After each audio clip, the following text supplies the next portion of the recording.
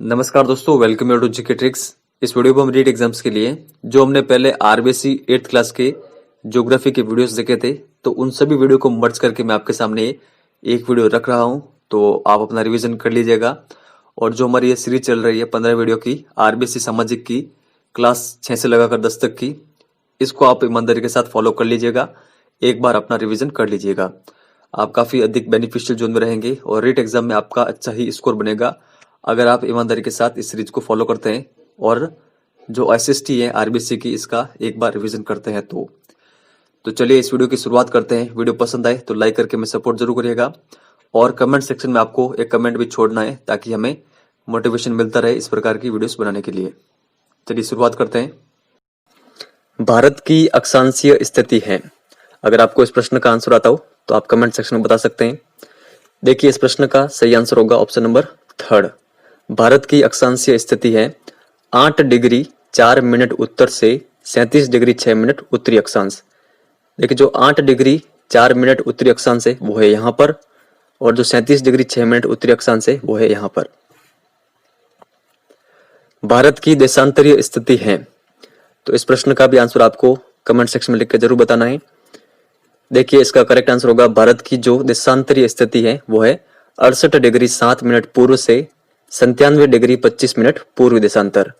तो देखिए, जो 68 डिग्री 7 मिनट पूर्व देशांतर है वो है यहाँ पर देखिए, यहाँ पर जो गुजरात वाला भाग है, और जो 97 डिग्री 25 मिनट पूर्व देशांतर है वो है यहाँ पर।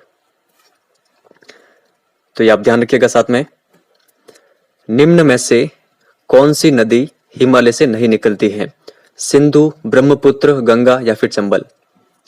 तो देखिए, करेक्ट आंसर होगा चंबल। तो ये आप ध्यान रखिएगा। बाकी की जो तीनों नदियां हैं ये कहां से निकलती है? हिमालय से। ऊपर की जो 2 नदियां हैं सिंधु और ब्रह्मपुत्र, ये निकलती है तिब्बत से। और जो गंगा नदी है इसका उद्गम होता है गंगोत्री हिमनद से। अराकन युमा व शान पर्वत कहां पर है? चीन, भारत, म्यांमार या फिर अफगानिस्तान? देखिए, इसका करेक्ट आंसर होगा ऑप्शन नंबर 3, म्यांमार। किस देश की सीमा भारत से नहीं मिलती है? नेपाल, भूटान, ईरान या फिर म्यांमार? तो देखिए, इसका करेक्ट आंसर होगा ईरान की सीमा भारत से नहीं मिलती है। नेपाल, भूटान और म्यांमार की सीमा भारत से लगती है। इसके अलावा पाकिस्तान की भी लगती है, यहाँ पर थोड़ा सा भाग अफगानिस्तान का भी लगता है। चीन की सीमा भारत से लगती है और बांग्लादेश की भी सीमा भारत से लगती है। जनसंख्या की दृष्टि से विश्व का दूसरा सबसे बड़ा देश कौन सा है? चीन, भारत, अमेरिका या फिर जापान? देखिए, इसका करेक्ट आंसर होगा ऑप्शन नंबर 2, भारत। और सर्वाधिक जनसंख्या किस देश की है? तो चीन की। ये भी आपको ध्यान रखना है। भारत विश्व में क्षेत्रफल की दृष्टि से कौन सा वह बड़ा देश है? दूसरा, 5वां, 7वां या फिर 8वां? देखिए, इस प्रश्न का सही आंसर होगा 7वां बड़ा देश है भारत क्षेत्रफल की दृष्टि से पूरे विश्व में। तो पहला कौन सा है? पहला है रूस, रसिया। सेकंड नंबर पर कौन सा है? कनाडा। थर्ड नंबर पर है संयुक्त राज्य अमेरिका। फोर्थ नंबर पर है चाइना। फिफ्थ नंबर पर है ब्राजील। छठे नंबर पर है ऑस्ट्रेलिया और 7वें नंबर पर है इंडिया। अरब सागर में स्थित 36 द्वीपों के समूह को क्या कहते हैं? अंडमान एवं निकोबार द्वीप समूह, लक्षद्वीप, मेडागास्कर, मॉरिशस? तो देखिए, करेक्ट आंसर होगा ऑप्शन नंबर 2, लक्षद्वीप। 2 जून 2014 में आंध्र प्रदेश का विभाजन कर कौन सा नया राज्य बना? झारखंड, छत्तीसगढ़, तेलंगाना या फिर उत्तराखंड? तो देखिए, ये नया राज्य बना था तेलंगाना। तो आपको डेट जरूर ध्यान रखनी है, 2 जून 2014 को बना था तेलंगाना। यहाँ पर आप भारत में इसकी लोकेशन भी देख सकते हैं, भारत के मैप में यहाँ पर है तेलंगाना। विश्व की कुल जनसंख्या का लगभग कितने प्रतिशत भाग भारत में पाया जाता है? तो देखिए, इसका सही आंसर होगा ऑप्शन नंबर 2, 17.5%। भारत का देशांतरीय विस्तार लगभग कितना है? 25 डिग्री, 27 डिग्री, 29 डिग्री या फिर 31 डिग्री? देखिए, करेक्ट आंसर होगा 29 डिग्री। ये आप ध्यान रखिएगा। यहां से यहां तक जो विस्तार है, देशांतरीय विस्तार, वो कितना है? लगभग 29 डिग्री। जो यहाँ पर 97 डिग्री दे रखा है उसमें से आपको माइनस करना है 68 डिग्री, तो आपको ये मिल जाएगा 29 डिग्री। भारत का क्षेत्रफल कितना है? देखिए, प्रश्न काफी अधिक इंपॉर्टेंट है।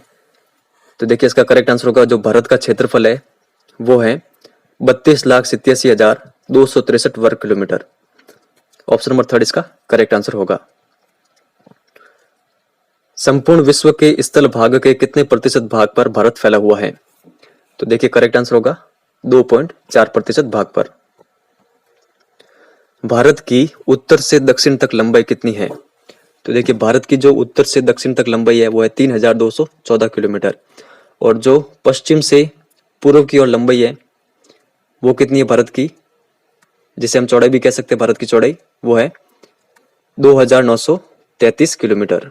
तो दोनों फैक्ट आपको ध्यान रखना है, उत्तर से दक्षिण, पूर्व से पश्चिम। क्षेत्रफल की दृष्टि से भारत का सबसे छोटा राज्य कौन सा है? सिक्किम, असम, गोवा या फिर मेघालय? तो देखिए करेक्ट आंसर होगा option number third, Goa Bharat का सबसे छोटा राज्य है क्षेत्रफल की दृष्टि से, ये आप ध्यान रखिएगा। और सबसे बड़ा कौन सा है? सबसे बड़ा है राजस्थान। यहाँ पर आप मैप में देखिए, सबसे बड़ा है राजस्थान, सबसे छोटा है गोवा। वर्तमान में भारत के कितने राज्य और केंद्र शासित प्रदेश हैं? तो देखिए वर्तमान में भारत के कुल राज्य हैं 28 राज्य और केंद्र शासित प्रदेश है 8, ये आप ध्यान रखिएगा। देखिए जो दादर नगर हवेली और जो दमन एंड दीव था उन दोनों को मर्ज कर दिया गया है, यानी दोनों को मिला दिया गया है। जो केंद्र शासित प्रदेश थे अलग अलग पहले, उन दोनों को अब मिला दिया गया है। तो कुल कितने अब 8 केंद्र शासित प्रदेश हैं। भारत को कितने प्रमुख भौतिक प्रदेशों में बांटा गया है? 2, 4, 6 या फिर 8? तो देखिए भारत को 6 भौतिक प्रदेशों में बांटा गया है। फर्स्ट कौन सा है? फर्स्ट है उत्तर या फिर उत्तर पूर्वी हिमालय पर्वत। सेकंड नंबर पर है जो भारत का उत्तरी मैदान है। थर्ड नंबर पर है थार का मरुस्थल। फोर्थ नंबर पर प्रायद्वीपीय पठार। फिफ्थ नंबर पर तटीय मैदान और छठे नंबर पर द्वीपीय समूह। तो ये आप सारे ध्यान रखिएगा। हिमालय पर्वत कितनी समांतर श्रेणियों में बटा हुआ है? 1, 2, 3 या फिर 4?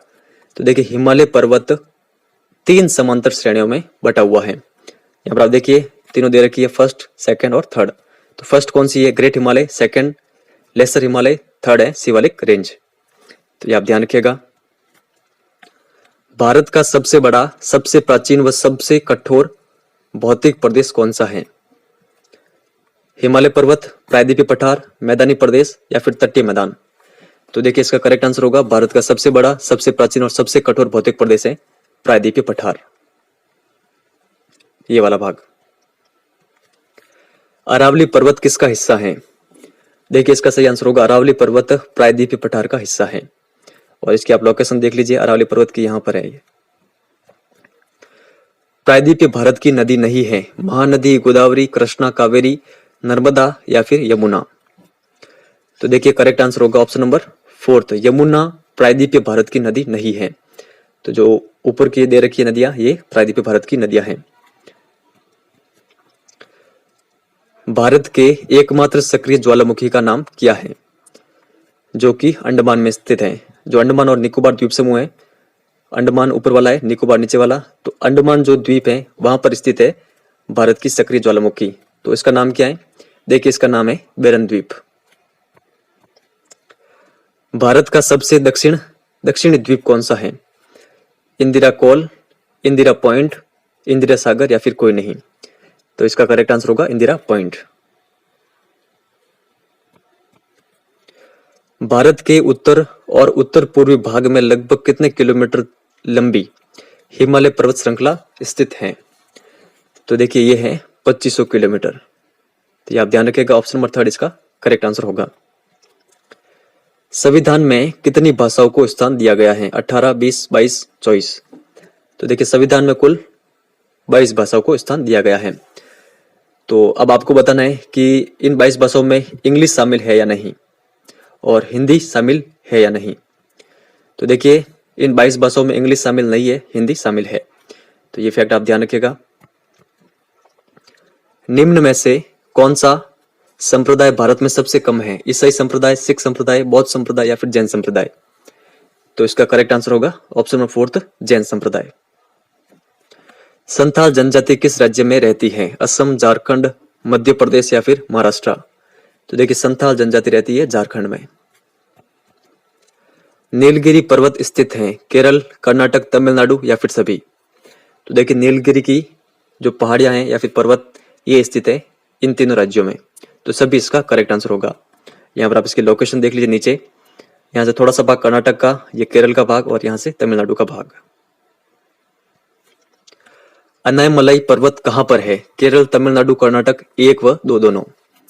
तो देखिए अनायमलाई पर्वत स्थित है केरल और तमिलनाडु में। तो यहाँ पर ऑप्शन नंबर 4 इसका करेक्ट आंसर होगा, 1 व 2 दोनों। यहाँ पर आप देखिए अनायमलाई यहाँ पर है ये। निम्न में से कौन सी नदी सिंधु की सहायक नदी नहीं है? झेलम, चिनाब, सतलज, दिबांग। तो आप बताइए यहाँ पर करेक्ट आंसर क्या होगा?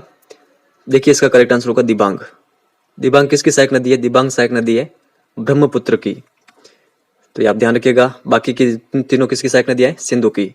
इसके अलावा जो रावी और व्यास है वो भी सिंधु की सहायक नदियां हैं।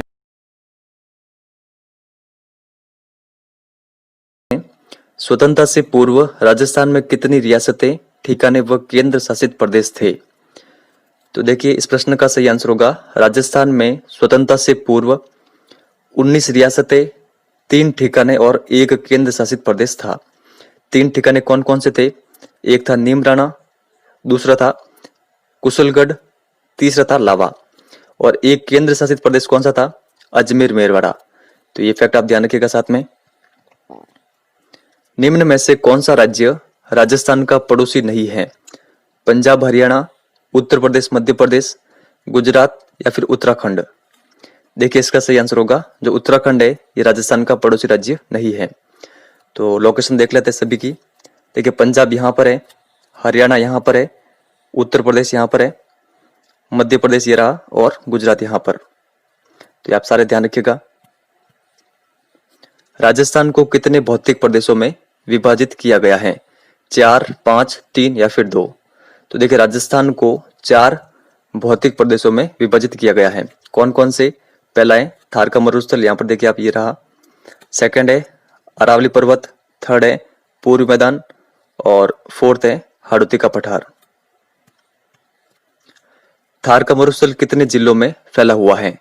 9, 10, 12 या फिर 13। तो देखिए थार का मरुस्थल कुल 12 जिलों में फैला हुआ है। यहाँ पर ऑप्शन नंबर 3 इसका करेक्ट आंसर होगा। यहाँ पर आप जो देख रहे हैं, जो लाइनिंग दे रखी है सारी ये पूरा थार का मरुस्थल है, यानी कुल इसके अंतर्गत 12 जिले आते हैं। ये आपको कॉन्टेक्स्टली ध्यान रखना है। देखिए जो थार का मरुस्थल इसको 2 भागों में बांटा गया है, शुष्क मरुस्थल और अर्ध शुष्क मरुस्थल, एरिड और सेमी एरिड डेजर्ट। तो आप ध्यान रखिएगा। थार के मरुस्थल के संबंध में असत्य कथन है। यह लगभग राजस्थान के 61% भाग पर फैला हुआ है। राजस्थान की लगभग 40% जनसंख्या यहाँ निवास करती है। विश्व का सबसे धनी मरुस्थल कहलाता है। यहाँ पर जैव विविधता कम पाई जाती है। तो देखिए करेक्ट आंसर होगा ऑप्शन नंबर 4। तो यहाँ पर जैव विविधता कम पाई जाती है, ये कथन असत्य है। यहाँ पर जैव विविधता अधिक पाई जाती है। तो जो ऊपर के तीनों फैक्ट हैं ये आप कंटिन्यूअसली ध्यान रखिएगा। यहाँ से 3 अलग अलग प्रश्न बन सकते हैं, तो सारे फैक्ट आप ये ध्यान रखिएगा। अरावली पर्वत की लंबाई कितनी है? तो आपको अगर आता हो तो आप कमेंट सेक्शन में बता सकते हैं। देखिए अरावली पर्वत की लंबाई है 692 किलोमीटर। यहाँ पर ऑप्शन नंबर 2 इसका करेक्ट आंसर होगा। यहाँ पर आप देखिए इसकी लोकेशन पूरी गुजरात से लगाकर दिल्ली तक ये फैली हुई है। सत्य कथन है। राजस्थान का राज्य पुष्प रोहिड़ा का फूल है। राजस्थान का राज्य वृक्ष खेजड़ी है। थार के मरुस्थल में सेवण, धामण और करड़ घासें पाई जाती हैं। थार के मरुस्थल की प्रमुख नहर इंदिरा गांधी नहर है, या फिर सभी। देखिए सही आंसर होगा जो चारों कथन है, ये चारों कथन सत्य हैं। तो यहाँ पर ऑप्शन नंबर 5 इसका करेक्ट आंसर होगा। तो ये चारों कथन आपको कंटिन्यूअसली ध्यान रखने हैं। राज्य पुष्प कौन सा है, राज्य वृक्ष कौन सा है, थार के मरुस्थल में कौन कौन सी घासें पाई जाती है, ये आप सारे ध्यान रखिएगा।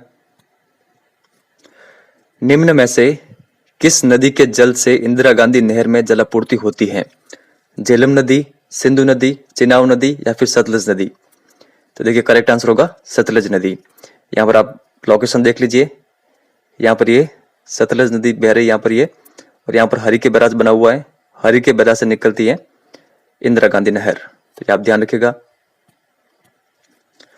अरावली पर्वत कहां से कहां तक फैला हुआ है? कहां से कहां तक फैली हुई है अरावली पर्वत? माउंट आबू से दिल्ली तक, दिल्ली से गुजरात तक, खेड़ ब्रह्मा से दिल्ली तक या फिर खेड़ ब्रह्मा से झुंझुनू तक? तो देखिए करेक्ट आंसर होगा खेड़ ब्रह्मा से दिल्ली तक फैली हुई है अरावली पर्वत। यहाँ पर देखिए खेड़ ब्रह्मा गुजरात में है और दिल्ली तक ये फैली हुई है, तो ये आप ध्यान रखिएगा। अरावली पर्वत की सबसे ऊंची पर्वत चोटी गुरु शिखर की ऊंचाई कितनी है? तो देखिए गुरु शिखर की ऊंचाई है 1722 मीटर। ये आप ध्यान रखिएगा, ऑप्शन में फोर्थ इसका करेक्ट आंसर होगा। यहाँ पर आप इसकी लोकेशन देख लीजिए, यहाँ पर है गुरु शिखर। राजस्थान के कुल क्षेत्रफल का कितने प्रतिशत भाग पर पूर्वी मैदान फैला हुआ है? 61% भाग पर, 23%, 9% या फिर 7%? तो देखिए करेक्ट आंसर होगा जो पूर्वी मैदानी भाग है वो फैला हुआ है 23% भाग पर। यहाँ पर ऑप्शन नंबर सेकंड इसका करेक्ट आंसर होगा। और जो मरुस्थल है वो फैला हुआ है 61% भाग पर, तो ये भी आप ध्यान रखिएगा। कौन सी नदी बीहड़ या डांग या उत्खात भूमि के लिए प्रसिद्ध है? तो देखिए ये प्रश्न आया था रीट एग्जाम 2018 में। गंगा नदी, चंबल नदी, सोन नदी या फिर लूनी नदी? तो देखिए करेक्ट आंसर होगा जो चंबल नदी है वो विख्यात है किसके लिए? बीहड़ के लिए या फिर डांग या फिर उत्खात भूमि के लिए? तो ये आप ध्यान रखिएगा, ऑप्शन नंबर सेकंड इसका करेक्ट आंसर होगा। यहाँ पर आप देखिए इसकी लोकेशन देख लीजिए चंबल नदी की, सबसे नीचे यहाँ पर ये जो नदी बह रही है ये है चंबल नदी। निम्न में से कौन सा क्षेत्र सर्वाधिक जनघनत्व वाला है? थार का मरुस्थल, अरावली पर्वत, पूर्वी मैदान या फिर हाड़ौती का पठार? तो देखिए इसका करेक्ट आंसर होगा जो पूर्वी मैदान है ये सर्वाधिक जनघनत्व वाला क्षेत्र है। यहाँ पर ऑप्शन नंबर थर्ड इसका करेक्ट आंसर होगा। छप्पन का मैदान स्थित है, कहां पर स्थित है? बांसवाड़ा उदयपुर में, बांसवाड़ा प्रतापगढ़, झालावाड़ कोटा, झालावाड़ बारा? तो इसका करेक्ट आंसर होगा बांसवाड़ा प्रतापगढ़ में स्थित है छप्पन का मैदान। और आप ये भी ध्यान रखिएगा कि जो छप्पन का मैदान है इसको माही का मैदान भी कहते हैं। यहाँ पर आप इसकी लोकेशन देख लीजिए, यहाँ पर है छप्पन का मैदान। राजस्थान के कुल क्षेत्रफल का कितने प्रतिशत भाग पर हाड़ौती का पठार फैला हुआ है? 61%, 9%, 23% या फिर 7%? देखिए जो हाड़ौती का पठार है वो फैला हुआ है 7% भाग पर, ये आपको ध्यान रखना है। और मरुस्थल कितने प्रतिशत भाग पर फैला हुआ है? 61% भाग पर। जो अरावली पर्वत है वो फैली हुई है 9% भाग पर। और जो मैदानी प्रदेश है राजस्थान का वो फैला हुआ है 23% भाग पर। तो ये आप सारे ध्यान रखिएगा। लावा निर्मित मध्यम काली मिट्टी कहां पर पाई जाती है? तो देखिए लावा निर्मित मध्यम काली मिट्टी पाई जाती है हाड़ौती के पठार में। अरावली के संबंध में सत्य कथन है, यहां पर सर्वाधिक खनिज संसाधन उपलब्ध हैं, मरुस्थल की पूर्व की ओर प्रसार को रोकती है, अधिकांश नदियों का उद्गम अरावली से होता है या फिर सभी? तो देखिए करेक्ट आंसर होगा सभी। ये तीनों कथन सत्य है अरावली के संबंध में। कौन सा कथन असत्य है? राजस्थान के पश्चिम में शुष्क और अर्ध शुष्क मरुस्थलीय जलवायु पाई जाती है। जयपुर और उत्तरी पूर्वी जिलों में उप आर्द्र जलवायु पाई जाती है। सवाई माधोपुर से लेकर उदयपुर तक आर्द्र जलवायु पाई जाती है। दक्षिण में बांसवाड़ा, दक्षिण पूर्व के झालावाड़ जिले में निम्न आर्द्र जलवायु पाई जाती है। तो देखिए यहाँ पर जो असत्य कथन होगा वो होगा ऑप्शन नंबर फोर्थ। देखिए दक्षिण में जो बांसवाड़ा है और दक्षिण पूर्व के झालावाड़ जिले में निम्न आर्द्र जलवायु नहीं पाई जाती है, यहाँ पर पाई जाती है अति आर्द्र जलवायु। तो ये आपको ध्यान रखना है। ऊपर के तीनों कथन भी आप साथ में ध्यान रखिएगा। राजस्थान की औसत वार्षिक वर्षा लगभग कितने सेंटीमीटर है? तो देखिए इसका करेक्ट आंसर होगा राजस्थान की जो औसत वार्षिक वर्षा है वो है 57.5 सेंटीमीटर। यहाँ पर ऑप्शन नंबर थर्ड इसका करेक्ट आंसर होगा। निम्न में से कौन सी विशेषता मरुस्थलीय वनस्पति की है? इसकी लंबाई कम होती है, इसकी पत्तियां छोटी होती है, इसकी जड़ें गहरी होती है, पत्तियां मोटी और तना छोटा होता है या फिर सभी? तो देखिए करेक्ट आंसर होगा जो मरुस्थलीय वनस्पति है ये सारी उसकी विशेषता होती है, तो सभी इसका करेक्ट आंसर होगा। देखिए जो मरुस्थलीय वनस्पति है उसकी लंबाई कम होती है, पत्तियां छोटी और मोटी होती है, उनकी जड़ें गहरी होती है और जो तना होता है वो छोटा होता है। तो ये सारा आप ध्यान रखिएगा। सही सुमेलित नहीं है राजस्थान की ऋतुओं के संबंध में। तो यहाँ पर देखते हैं ग्रीष्म ऋतु, मार्च से जून तक, वर्षा ऋतु जुलाई से सितंबर, शीत ऋतु अक्टूबर से दिसंबर, या फिर कोई नहीं। तो देखिए यहाँ पर जो सही सुमेलित नहीं है वो है ऑप्शन नंबर थर्ड। देखिए जो शीत ऋतु है वो अक्टूबर से फरवरी तक होती है, यहाँ पर दिसंबर दे रखा है जो कि गलत है। तो आप ये सारे ध्यान रखिएगा। राजस्थान का सबसे ठंडा स्थान कौन सा है? दौसा, नागौर, माउंट आबू या फिर खीवसर?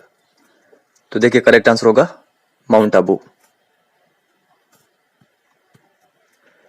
राजस्थान के किस जिले में सर्वाधिक वर्षा होती है?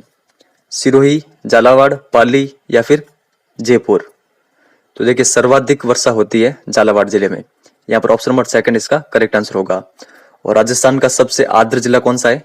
ये भी झालावाड़ ही है। तो ये आप ध्यान रखिएगा। झालावाड़ की लोकेशन यहाँ पर है, यहाँ पर आप देखिए ये रहा। निम्न में से कौन सा कथन असत्य है?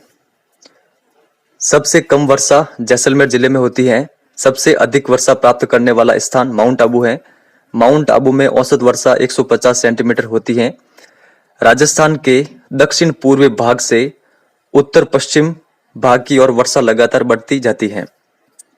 तो देखिए यहाँ पर जो असत्य कथन होगा वो होगा ऑप्शन नंबर फोर्थ। देखिए जो राजस्थान के दक्षिण पूर्वी भाग से उत्तर पश्चिम भाग की ओर अगर हम आगे बढ़ते हैं तो वर्षा में लगातार कमी होती है, यहाँ पर लगातार बढ़ती जाती है, ये कथन गलत है। तो ऊपर के जो तीनों कथन है ये आप ध्यान रखिएगा। वापस आप इस मैप में देखिए, यहाँ पर ये दे रखा है। देखिए झालावाड़ में सबसे अधिक वर्षा है, उसके बाद में भीलवाड़ा में कम हो रही है, राजसमंद में कम हो रही है और जोधपुर में और कम हो रही है। यहाँ पर आप देखिए, तो देखिए यहाँ पर ये दक्षिण पूर्व, ठीक है। जैसे हम यहाँ आगे की ओर जाएंगे उत्तर पश्चिम की ओर तो वर्षा कम होगी। तो यहाँ पर वापस देखिए कथन, दक्षिण पूर्व भाग से उत्तर पश्चिम भाग की ओर जाने पर वर्षा लगातार बढ़ती है, जो कि गलत है। तो ये आपको समझ में आ गया होगा कथन। अरावली के सहारे कितने सेंटीमीटर समवर्षा रेखा राजस्थान को दो भागों में विभाजित करती है? 40 सेंटीमीटर, 50 सेंटीमीटर, 60 सेंटीमीटर या फिर 70 सेंटीमीटर? तो देखिए करेक्ट आंसर होगा जो 50 सेंटीमीटर समवर्षा रेखा है ये राजस्थान को दो भागों में विभाजित करती है। देखिए ये प्रश्न भी आया था रीट एग्जाम 2018 में। पश्चिमी विक्षोभ का निर्माण कहां पर होता है? अरब सागर में, बंगाल की खाड़ी में, भूमध्य सागर में या फिर कैस्पियन सागर में? तो देखिए पश्चिमी विक्षोभ का निर्माण होता है भूमध्य सागर में, यहाँ पर ऑप्शन नंबर थर्ड इसका करेक्ट आंसर होगा। देखिए यहाँ पर ये रहा भूमध्य सागर, यहाँ से ये पवनें उठती हैं, फिर ये आगे की ओर आती हैं। और आप ये भी ध्यान रखिएगा जो शीत ऋतु में वर्षा होती है राजस्थान में उसको कहते हैं मावट, और इससे सर्वाधिक लाभ होता है गेहूं की फसल को। बालू का स्तूप को स्थानीय भाषा में क्या कहते हैं? तो देखिए बालू का स्तूप को स्थानीय भाषा में कहते हैं धोरे। राजस्थान में माउंट आबू के सबसे ठंडा रहने का प्रमुख कारण क्या है? पथरीला धरातल, अधिक ऊंचाई, अधिक वर्षा या फिर जल स्रोत? तो देखिए राजस्थान में माउंट आबू के सबसे ठंडे रहने का जो प्रमुख कारण है वो है अधिक ऊंचाई। राजस्थान के कितने जिलों की सीमा मध्य प्रदेश से लगती है? 2, 6, 7 या फिर 10? तो देखिए इसका करेक्ट आंसर होगा 10 जिलों की सीमा लगती है मध्य प्रदेश से। तो यहाँ पर आप देखिए यहाँ से स्टार्ट होती है मध्य प्रदेश की सीमा, जो कि यहाँ पर नीचे बांसवाड़ा तक खत्म होती है। तो ये 10 जिले कौन कौन से हैं? धौलपुर, करौली, सवाई माधोपुर, यहाँ पर ये कोटा, बारा, झालावाड़, यहाँ पर ये चित्तौड़गढ़, थोड़ी सी सीमा यहाँ पर ये भीलवाड़ा की भी लगती है, प्रतापगढ़ और नीचे है बांसवाड़ा। तो ये 10 जिले, इनके बारे में आपको ध्यान रखना है। राजस्थान का पूर्वी मैदानी भाग किन नदियों के द्वारा निर्मित है? चंबल, बनास, बाणगंगा या फिर सभी? तो देखिए जो राजस्थान का पूर्वी मैदानी भाग है ये इन तीनों नदियों के द्वारा निर्मित है, तो सभी इसका करेक्ट आंसर होगा। तो यहाँ पर आप देखिए ये चंबल नदी है, ये बाणगंगा नदी है, तो इन सभी नदियों के द्वारा जो राजस्थान का पूर्वी मैदान है ये निर्मित हुआ है।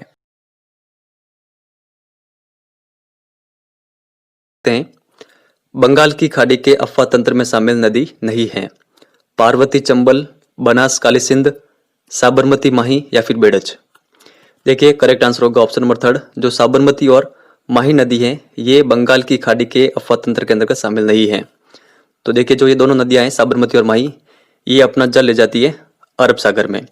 बाकी की जो ये 5 नदियां हैं ये अपना जल ले जाती है बंगाल की खाड़ी में।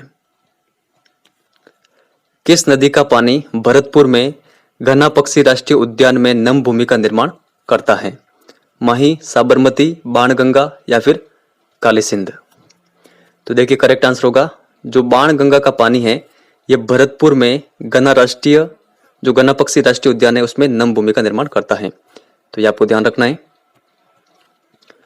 आंतरिक अफवाह तंत्र की नदियां नहीं हैं। घग्गर बाणगंगा, कांतली साबी, पश्चिमी बनास आहू, रूपरेल मेंढा। देखिए करेक्ट आंसर होगा जो ऑप्शन नंबर 3 है, पश्चिमी बनास और आहू नदियां हैं ये आंतरिक अफवाह तंत्र की नदियां नहीं हैं। तो आंतरिक अफवाह तंत्र की नदियां कौन कौन सी है? घग्गर, बाणगंगा, कांतली साबी, रूपरेल और मेंढा। तो इन सभी के बारे में आप ध्यान रखिएगा। चंबल नदी किस जिले में नहीं बहती है? चित्तौड़गढ़, धौलपुर, कोटा बूंदी, सवाई माधोपुर करौली, झालावाड़ बारा। देखिए करेक्ट आंसर होगा ऑप्शन नंबर 4, चंबल नदी झालावाड़ और बारा जिले में नहीं बहती है। तो बाकी के जो 6 जिले हैं इन 6 जिले में बहती है चंबल नदी, ये आप ध्यान रखिएगा। और राजस्थान में ये कहां पर प्रवेश करती है, किस जिले में? तो चित्तौड़गढ़ जिले में, ये आप ध्यान रखिएगा। लूणी नदी कौन से जिले में नहीं बहती है? अजमेर, नागौर, जालोर, बाड़मेर, जोधपुर या फिर सिरोही? देखिए इसका करेक्ट आंसर होगा ऑप्शन नंबर 4, जो लूणी नदी है ये सिरोही जिले में नहीं बहती है। तो इन 5 जिलों में बहती है लूणी नदी। इसके अलावा पाली जिले में भी ये बहती है। तो यहाँ पर आप देखिए यहाँ पर ये अजमेर है, अजमेर के बाद में यहाँ पर ये नागौर और पाली का यहाँ पर कुछ हिस्सा आता है, और फिर ये जोधपुर और यहाँ पर ये बाड़मेर और यहाँ पर ये थोड़ा सा जालोर। तो ये आप सारे ध्यान रखिएगा। बिगोद त्रिवेणी संगम में कौन सी नदी शामिल नहीं है? चंबल, बेड़च, बनास या फिर मैनाल? तो देखिए करेक्ट आंसर होगा चंबल, ऑप्शन नंबर 1, आप ध्यान रखिएगा। और बिगोद त्रिवेणी संगम कहां पर है? तो भीलवाड़ा में। राजसमंद जिले में खमनोर की पहाड़ियों से निकलने वाली नदी कौन सी है? चंबल, बनास, लूणी या फिर काली नदी? तो इसका करेक्ट आंसर होगा ऑप्शन नंबर 2, बनास। जानापाव की पहाड़ियों से किस नदी का उद्गम होता है? माही, साबरमती, चंबल या फिर काली सिंध? तो देखिए करेक्ट आंसर होगा जानापाव की पहाड़ियों से उद्गम होता है चंबल नदी का। और ये कहां पर है जानापाव की पहाड़ियां? मध्य प्रदेश में। सोम कमला अंबा परियोजना स्थित है जयपुर, भरतपुर, डूंगरपुर या फिर बांसवाड़ा? तो देखिए करेक्ट आंसर होगा डूंगरपुर में। पूर्णतः राजस्थान में बहने वाली सबसे लंबी नदी कौन सी है? लूणी, काली सिंध, बनास या फिर चंबल? तो देखिए करेक्ट आंसर होगा बनास नदी। बनास नदी किस जिले में नहीं बहती है? राजसमंद, चित्तौड़गढ़, धौलपुर, भीलवाड़ा, टोंक या फिर सवाई माधोपुर? तो देखिए इसका करेक्ट आंसर होगा ऑप्शन नंबर 2, बनास नदी धौलपुर जिले में नहीं बहती है। ये आप ध्यान रखिएगा। तो किन किन जिलों में बहती है? राजसमंद, चित्तौड़गढ़, भीलवाड़ा, टोंक और सवाई माधोपुर में। और इस सवाई माधोपुर में ही जो चंबल नदी है चंबल नदी में मिल जाती है। कौन सी नदी चंबल की सहायक नदी नहीं है? बनास, कोठारी, पार्वती, कांतली, काली सिंध या फिर बेड़च? तो देखिए इसका करेक्ट आंसर होगा जो ऑप्शन नंबर 3 है, कांतली नदी चंबल की सहायक नदी नहीं है। तो बाकी की जो ये 5 नदियां हैं ये 5 नदियां सहायक नदियां हैं चंबल की। तो ये आप कंटेस्टली ध्यान रखिएगा। कौन सी नदी बनास की सहायक नदी नहीं है? कोठारी, मोरेल, गंभीरी खारी या फिर सुकड़ी? तो देखिए इसका करेक्ट आंसर होगा जो सुकड़ी नदी है ये बनास की सहायक नदी नहीं है। तो ये किसकी सहायक नदी है? ये लूणी की सहायक नदी है। राजस्थान की औद्योगिक नगरी किसे कहते हैं? जयपुर, जोधपुर, कोटा या फिर अलवर? तो देखिए राजस्थान की औद्योगिक नगरी कहलाती है कोटा। यहाँ पर आप मैप में देखिए यहाँ पर है कोटा। अजमेर में गोविंदगढ़ के निकट किन 2 धाराओं के मिलने से लूणी का उद्गम होता है? सागरमती, सरस्वती, घग्गर, बाणगंगा, कांतली साबी, पश्चिमी बनास आहू? तो देखिए करेक्ट आंसर होगा सागरमती व सरस्वती नदी जब ये दोनों धाराएं मिलती हैं तब निर्माण होता है लूणी का। तो ये आप ध्यान रखिएगा, ऑप्शन नंबर फर्स्ट इसका करेक्ट आंसर होगा। लूणी का जल कहां तक मीठा रहता है? बाड़मेर, अजमेर, जोधपुर या फिर बालोतरा? तो देखिए इसका करेक्ट आंसर होगा ऑप्शन नंबर फोर्थ, बालोतरा तक लूणी नदी का जो जल है वो मीठा रहता है। और ये बालोतरा कहां पर है? ये है बाड़मेर जिले में। तो ये भी आप साथ में ध्यान रखिएगा। मेहंद झील अमरेरू से किस नदी का उद्गम होता है? बनास, कोठारी, माही या फिर काली सिंध? तो देखिए करेक्ट आंसर होगा माही नदी का उद्गम होता है मेहंद झील अमरेरू से, जो कि मध्य प्रदेश में है। यहाँ पर आप देखिए, यहाँ पर है मेहंद झील और यहाँ से निकलती है और राजस्थान में ये किस स्थान पर प्रवेश करती है? तो खांडू नामक स्थान पर। तो ये भी आपको ध्यान रखना है। और खांडू कहां पर है? तो ये भी आपको ध्यान रखना है, बांसवाड़ा में। सोम और जाखम किसकी सहायक नदियां हैं? बनास की, कोठारी, माही या फिर काली सिंध? तो देखिए यहाँ पर देखिए, यहाँ पर यह है जाखम नदी और यह सोम नदी। तो ये दोनों किसकी सहायक नदियां हैं? माही की। तो यहाँ पर ऑप्शन नंबर थर्ड इसका करेक्ट आंसर होगा। बैराट पहाड़ी से किस नदी का उद्गम होता है? बनास, बाणगंगा, माही या फिर गग्गर? तो देखिए करेक्ट आंसर होगा ऑप्शन नंबर सेकंड, बाणगंगा का उद्गम होता है बैराट की पहाड़ी से, जो कि जयपुर में है। शिवालिक पहाड़ी से किस नदी का उद्गम होता है? बनास, बाणगंगा, माही या फिर गग्गर? तो देखिए शिवालिक की पहाड़ी से उद्गम होता है गग्गर नदी का। राजस्थान की आंतरिक प्रवाह की सबसे लंबी नदी कौन सी है? साबी, गग्गर, बाणगंगा या फिर कातली? देखिए इसका करेक्ट आंसर होगा ऑप्शन नंबर सेकंड, जो गग्गर नदी है ये राजस्थान की आंतरिक प्रवाह की सबसे लंबी नदी है। और अगर आपसे एग्जाम में ये पूछ लिया जाए कि पूर्णतः राजस्थान में बहने वाली ऐसी कौन सी नदी है जो कि सबसे लंबी है आंतरिक प्रवाह के अंतर्गत, तो वो है कातली नदी। कौन सी नदी लूणी की सहायक नदी नहीं है? जोजरी बांडी, जवाई मीठड़ी, खारी सूकड़ी, सागी गुइया, कातली मैनाल? तो देखिए करेक्ट आंसर होगा ऑप्शन नंबर फिफ्थ, जो कातली और मैनाल है ये लूणी की सहायक नदियां नहीं है। तो बाकी की जो ये लूणी की सहायक नदियां है ये आप ध्यान रखिएगा। जवाहरलाल नेहरू ने नदी घाटी परियोजनाओं को क्या कहा था? तो देखिए जवाहरलाल नेहरू ने नदी घाटी परियोजना को कहा था आधुनिक भारत के मंदिर। विश्व की मीठे पानी की सबसे बड़ी मानव निर्मित झील मानी जाती है? फतेह सागर झील, जयसमंद झील, पिछोला झील या फिर सुपीरियर झील?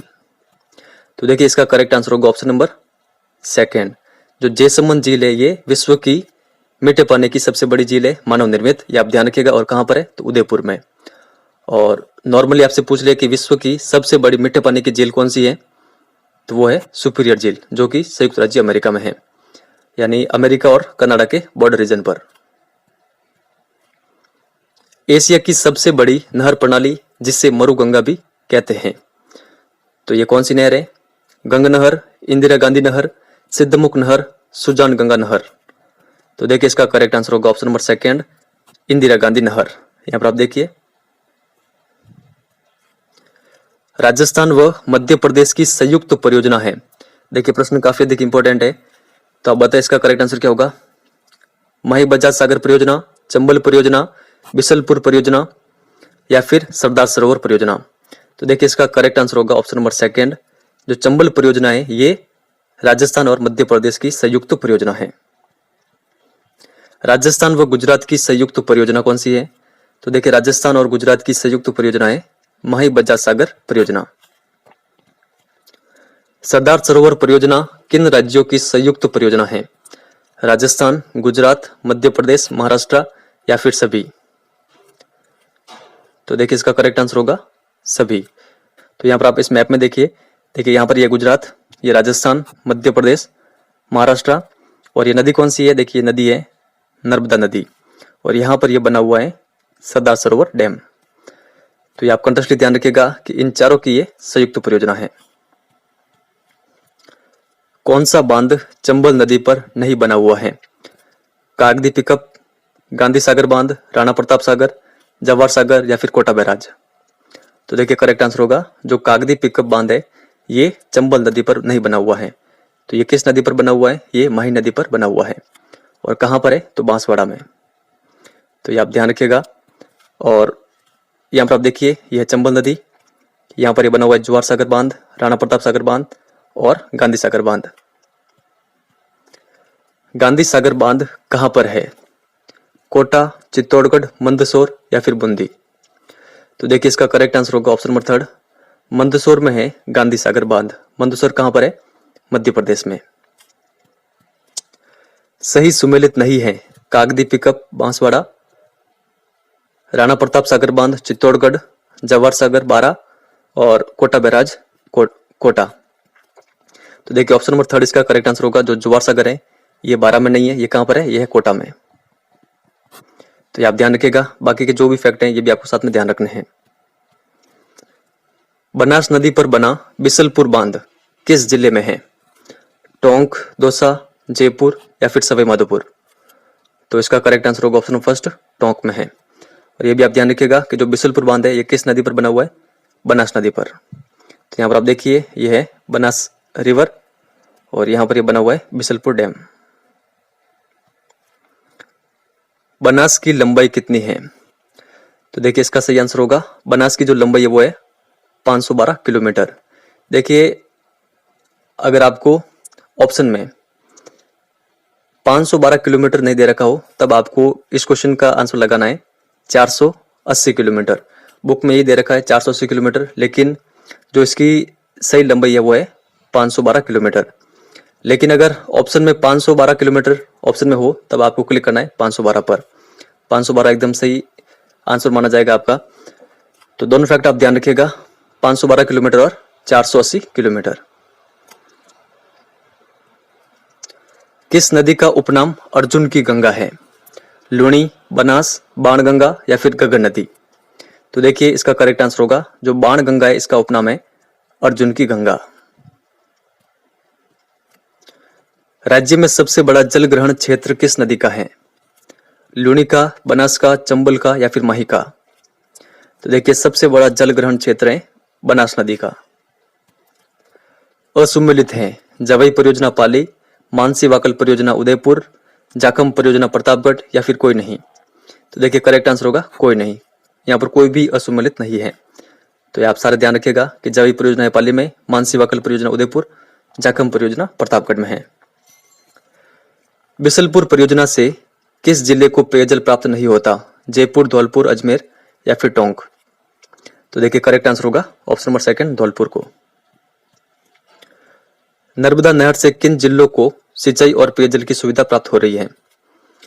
बांसवाड़ा, प्रतापगढ़, जालोर, सिरोही, बाड़मेर, जालोर या फिर करौली, सवाई माधोपुर? तो देखिए इसका करेक्ट आंसर होगा ऑप्शन नंबर 3 बाड़मेर और जालोर। गंगा सिंह ने गंग नहर का निर्माण कब करवाया था?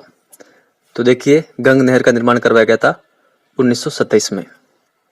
तो यहाँ पर आप देखिए ये रही गंग नहर। तो ये आप ध्यान रखिएगा इसका निर्माण गंगा सिंह ने करवाया था, ये भी आपको ध्यान रखना है। इंदिरा गांधी नहर राजस्थान में कहां प्रवेश करती है? तो देखिए इंदिरा गांधी नहर राजस्थान में प्रवेश करती है मसीतावली में, जो कि हनुमानगढ़ में है। इंदिरा गांधी मुख्य नहर की लंबाई कितनी है? तो देखिए इंदिरा गांधी की जो मुख्य नहर है उसकी लंबाई है 649 किलोमीटर। यहाँ पर ऑप्शन नंबर 1 इसका करेक्ट आंसर होगा। इंदिरा गांधी फीडर नहर की लंबाई कितनी है? तो देखिए फीडर नहर की लंबाई है 204 किलोमीटर। तो ये आपको ध्यान रखना है, ऑप्शन नंबर 3 इसका करेक्ट आंसर होगा। महाराणा जयसिंह के द्वारा जयसमंद झील का निर्माण कब करवाया गया था?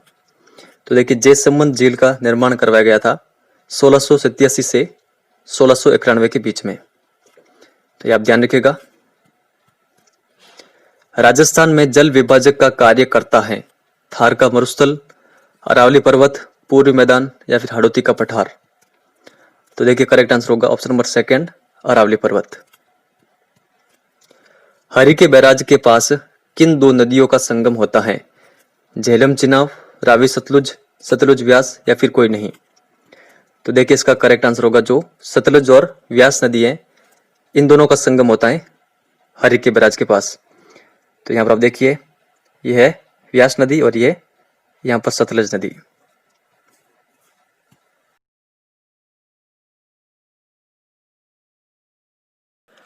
दक्षिणी राजस्थान में स्थानांतरित कृषि को क्या कहते हैं? झूमिंग कृषि, दजिया कृषि, वालरा कृषि या फिर कोई नहीं?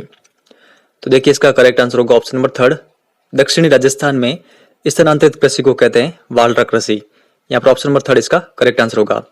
और देखिए जो भारत का उत्तरी पूर्वी भाग है वहां पर स्थानांतरित कृषि को कहा जाता है झूमिंग कृषि।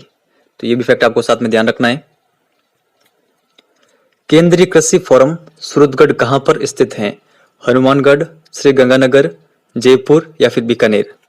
तो देखिए केंद्रीय कृषि फोरम सूरतगढ़ ये है श्री गंगानगर में। निम्न में से कौन सी रबी की फसल नहीं है? गेहूं, जौ, चना, सरसों या फिर चावल? तो देखिए इसका करेक्ट आंसर होगा जो चावल है वो रबी की फसल नहीं है। तो आप ध्यान रखिएगा जो गेहूं, जौ, चना और सरसों है ये सभी रबी की फसलें हैं। निम्नलिखित में से कौन सी एक खरीफ की फसल है? गेहूं, मक्का, गन्ना या फिर सरसों? तो देखिए इसका करेक्ट आंसर होगा जो मक्का है वो एक खरीफ की फसल है। तो खरीफ की फसलें कौन कौन सी है यहाँ पर आप देखिए, बाजरा, मक्का, ज्वार, मूंगफली और चावल। तो ये आपको ध्यान रखनी है। सरसों व बाजरा उत्पादन में राजस्थान का भारत में कौन सा स्थान है? प्रथम, द्वितीय, तृतीय या फिर चतुर्थ? तो देखिए इसका करेक्ट आंसर होगा सरसों और बाजरा उत्पादन में राजस्थान का देश में प्रथम स्थान है। निम्नलिखित में से कौन सी तिलहन फसल है? मक्का, गेहूं, सरसों या फिर गन्ना? तो देखिए इसका करेक्ट आंसर होगा तिलहन फसल है सरसों। राजस्थान के उत्तरी पूर्वी मैदान में किस मिट्टी का जमाव अधिक है? लाल मिट्टी, काली मिट्टी, जलोढ़ मिट्टी या फिर रेतीली मिट्टी? तो देखिए इसका जो करेक्ट आंसर होगा वो होगा ऑप्शन नंबर थर्ड। जो जलोढ़ मिट्टी है ये अधिकतर फैली हुई है उत्तरी पूर्वी मैदान में। तो यहाँ पर जो ये राजस्थान का उत्तरी पूर्वी मैदान है यहाँ पर ये जलोढ़ मिट्टी में अधिक देखने को मिलती है। तो आप ये लोकेशन भी यहाँ पर ध्यान रखिएगा। विश्व के कुल क्षेत्रफल का लगभग कितने प्रतिशत भाग पर कृषि होती है? 9% भाग पर, 10% भाग पर, 11% भाग पर या फिर 12% भाग पर? तो देखिए इसका करेक्ट आंसर होगा 11% भाग पर। पश्चिमी राजस्थान के थार मरुस्थल में कौन सी मिट्टी पाई जाती है? लाल मिट्टी, काली मिट्टी, जलोढ़ मिट्टी या फिर रेतीली मिट्टी? तो देखिए थार के मरुस्थल में पाई जाती है रेतीली मिट्टी। तो यहाँ पर आप देखिए यहाँ पर इसकी ये लोकेशन ये है, यहाँ पर जो मिट्टी है वो पाई जाती है रेतीली मिट्टी। तो ये आप ध्यान रखिएगा। स्वामित्व के आधार पर भूमि को कितने भागों में विभाजित किया गया है? 1, 2, 3 या फिर 4? तो देखिए इसका करेक्ट आंसर होगा स्वामित्व के आधार पर भूमि को 2 भागों में बांटा गया है। कौन कौन सी? फर्स्ट है निजी और सेकंड है सामुदायिक।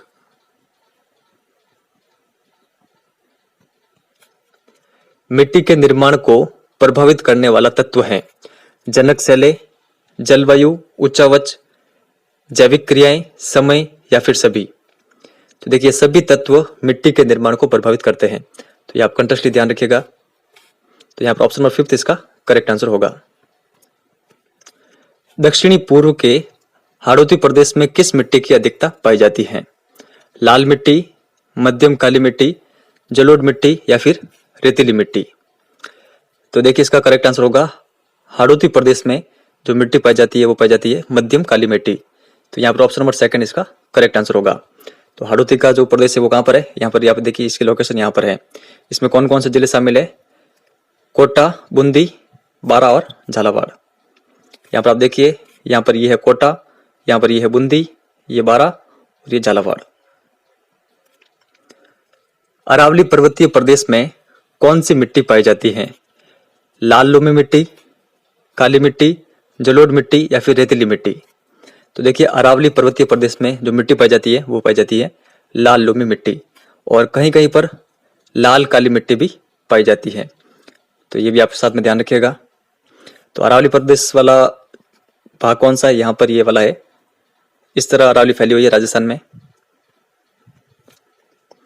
नहरी क्षेत्रों में किस मिट्टी की अधिकता पाई जाती है? लवणीय मिट्टी, काली मिट्टी, क्षारीय मिट्टी या फिर जलोढ़ मिट्टी। तो देखिए करेक्ट आंसर होगा नहरी क्षेत्रों में जो अधिकता पाई जाती है जिस मिट्टी की वो है क्षारीय मिट्टी। विश्व में सर्वाधिक खाया जाने वाला अनाज कौन सा है? गेहूं, चावल, बाजरा या फिर कोई नहीं? तो देखिए विश्व में सर्वाधिक खाया जाने वाला अनाज है चावल। तो यहाँ पर ऑप्शन नंबर सेकंड इसका करेक्ट आंसर होगा। निम्न में से कौन सी जायद की फसल है? फल, रजगा, सब्जी, बरसिम या फिर सभी? तो देखिए चारों जायद की फसलें हैं। तो ये आप ध्यान रखिएगा, यहाँ पर ऑप्शन नंबर फिफ्थ हमारा करेक्ट आंसर होगा। बरसिम का आपको जरूर ध्यान रखना है कि बरसिम किस प्रकार की फसल है। यह है जायद की फसल। और बरसिम क्या है? बरसिम है एक प्रकार की घास। सही सुमेलित हैं रेशेदार फसलें कपास, जूट, दलहनी फसलें चना, अरहर, उड़द, मूंग, खाद्य फसलें गेहूं, चावल, बाजरा, मक्का, तिलहनी फसलें सरसों, मूंगफली, सोयाबीन या फिर सभी? तो देखिए इसका करेक्ट आंसर होगा यहाँ पर सभी सुमेलित हैं। तो यहाँ पर ऑप्शन नंबर फिफ्थ इसका करेक्ट आंसर होगा। तो आपको ध्यान रखनी है कि रेशेदार फसलें कौन सी है, दलहनी फसलें कौन सी है, खाद्य फसलें कौन सी है और तिलहनी फसलें कौन कौन सी हैं। वाणिज्यिक कृषि को कितने भागों में बांटा गया है या फिर वाणिज्यिक कृषि कितने प्रकार की होती है? 1, 2, 3 या फिर 4? देखिए वाणिज्यिक कृषि 3 प्रकार की होती है। तो यहाँ पर ऑप्शन नंबर थर्ड इसका करेक्ट आंसर होगा। 3 प्रकार कौन कौन से हैं? देखिए फर्स्ट है वाणिज्यिक फसल उत्पादन। सेकंड कौन सा है? सेकंड है मिश्रित कृषि। और थर्ड कौन सा है? थर्ड है बागानी कृषि या फिर बागाती कृषि। तो ये तीनों प्रकार आप ध्यान रखिएगा। देखिए हमने जो 7वीं क्लास का चैप्टर नंबर 4 तो देखा था, वहां पर भी कृषि के हमने प्रकार देखे थे और वहां पर मैंने आपको मेरे सेल्फ नोट्स भी प्रोवाइड कराए थे। तो वहां पर हमने देखा था कि जो कृषि है, कृषि को बांटा गया है कितने भागों में? 2 भागों में। 2 भाग कौन कौन से? देखिए एक जीवन निर्वाह कृषि और सेकंड कौन सा है? सेकंड है वाणिज्यिक कृषि। तो जो जीवन निर्वाह कृषि है इसको कितने भागों में बांटा गया है? इसको 3 भागों में बांटा गया है। कौन कौन सी? आदिम कृषि या फिर स्थानांतरित कृषि, सेकंड गहन निर्वाह कृषि और थर्ड जो चलवासी पशुचारण है। ये 3 जीवन निर्वाह कृषि के अंतर्गत आते हैं। और वाणिज्यिक कृषि के अंतर्गत क्या क्या आते हैं? जस्ट मैंने अभी आपको आगे बताया था, वाणिज्यिक फसल उत्पादन, मिश्रित कृषि और बागाती कृषि। तो आप कंटेक्स्ट ध्यान रखिएगा। और आप अगर और डिटेल में पढ़ना चाहते हैं तो आपको 7th क्लास का जो चैप्टर नंबर 4 है वो आप देख लीजिएगा। राष्ट्रीय सरसों अनुसंधान केंद्र सेवर कौन से जिले में स्थित है? जोधपुर, जैसलमेर, अजमेर या फिर भरतपुर? तो देखिए राष्ट्रीय सरसों अनुसंधान केंद्र सेवर ये स्थित है भरतपुर में। गेहूं की फसल के लिए कौन सी मिट्टी उपयुक्त होती है? जलोढ़ मिट्टी, लाल मिट्टी, लाल काली मिट्टी या फिर कोई नहीं? तो देखिए इसका करेक्ट आंसर होगा जो जलोढ़ मिट्टी है ये उपयुक्त होती है गेहूं की फसल के लिए। तो यहाँ पर ऑप्शन नंबर फर्स्ट इसका करेक्ट आंसर होगा।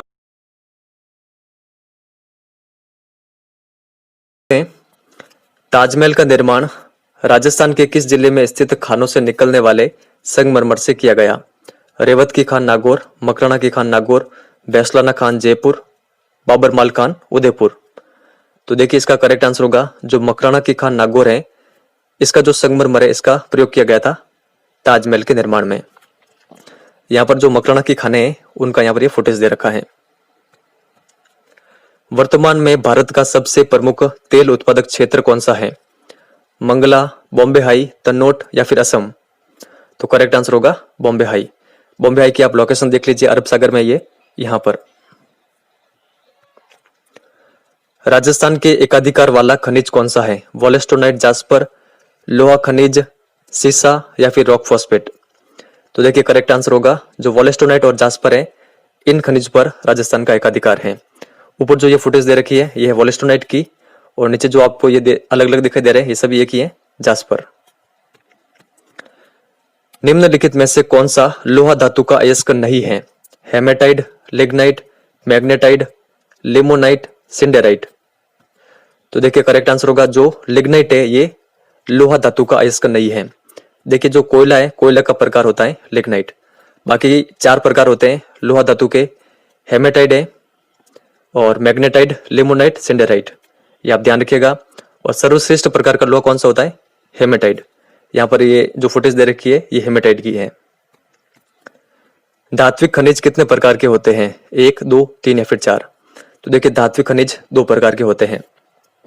यहाँ पर आप इस चार्ट में देखिए खनिजों को 2 भागों में बांटा गया है, धात्विक और अधात्विक खनिज में। और जो धात्विक खनिज है इसको भी 2 भागों में बांटा गया है, लोह युक्त और अलोह युक्त। तो हमसे यही पूछ रहे हैं कि जो धात्विक खनिज है ये कितने प्रकार के हैं? तो लोह युक्त और अलोह युक्त 2 प्रकार के। निम्नलिखित में से अलोह धात्विक खनिज नहीं है? मैग्नीज, सोना, चांदी, तांबा, जस्ता। तो देखिए इसका करेक्ट आंसर होगा अलोह धात्विक खनिज नहीं है मैग्नीज। तो आप वापस यहाँ पर चार्ट में देखिए खनिज के 2 प्रकार, उसमें जो धात्विक है, धात्विक में जो लोह युक्त है, लोह युक्त में शामिल कौन कौन से हैं? आयरन, मैग्नीज और क्रोमाइट। तो मैग्नीज किस प्रकार का खनिज है? लोह युक्त। यहाँ पर क्या पूछ रहे हैं? अलोह युक्त धात्विक खनिज नहीं है, तो कौन सा नहीं होगा? ये होगा मैग्नीज। बाकी आप यहाँ पर देखिए आप जो अलोह युक्त खनिज धात्विक खनिज है वो कौन कौन से? सोना, चांदी, तांबा है, टीन, जिंक और एल्यूमिनियम। तो जो नीचे ये दे रखे हैं ये सभी क्या है?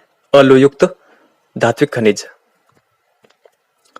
निम्न में से कौन सा अधात्विक खनिज नहीं है? चूना पत्थर, घिया पत्थर, बलुआ पत्थर, रॉक फॉस्फेट, जिप्सम, संगमरमर, ग्रेनाइट, क्रोमाइट और जिंक। देखिए इसका करेक्ट आंसर होगा ऑप्शन नंबर 4। जो क्रोमाइट और जिंक है ये अधात्विक खनिज नहीं है।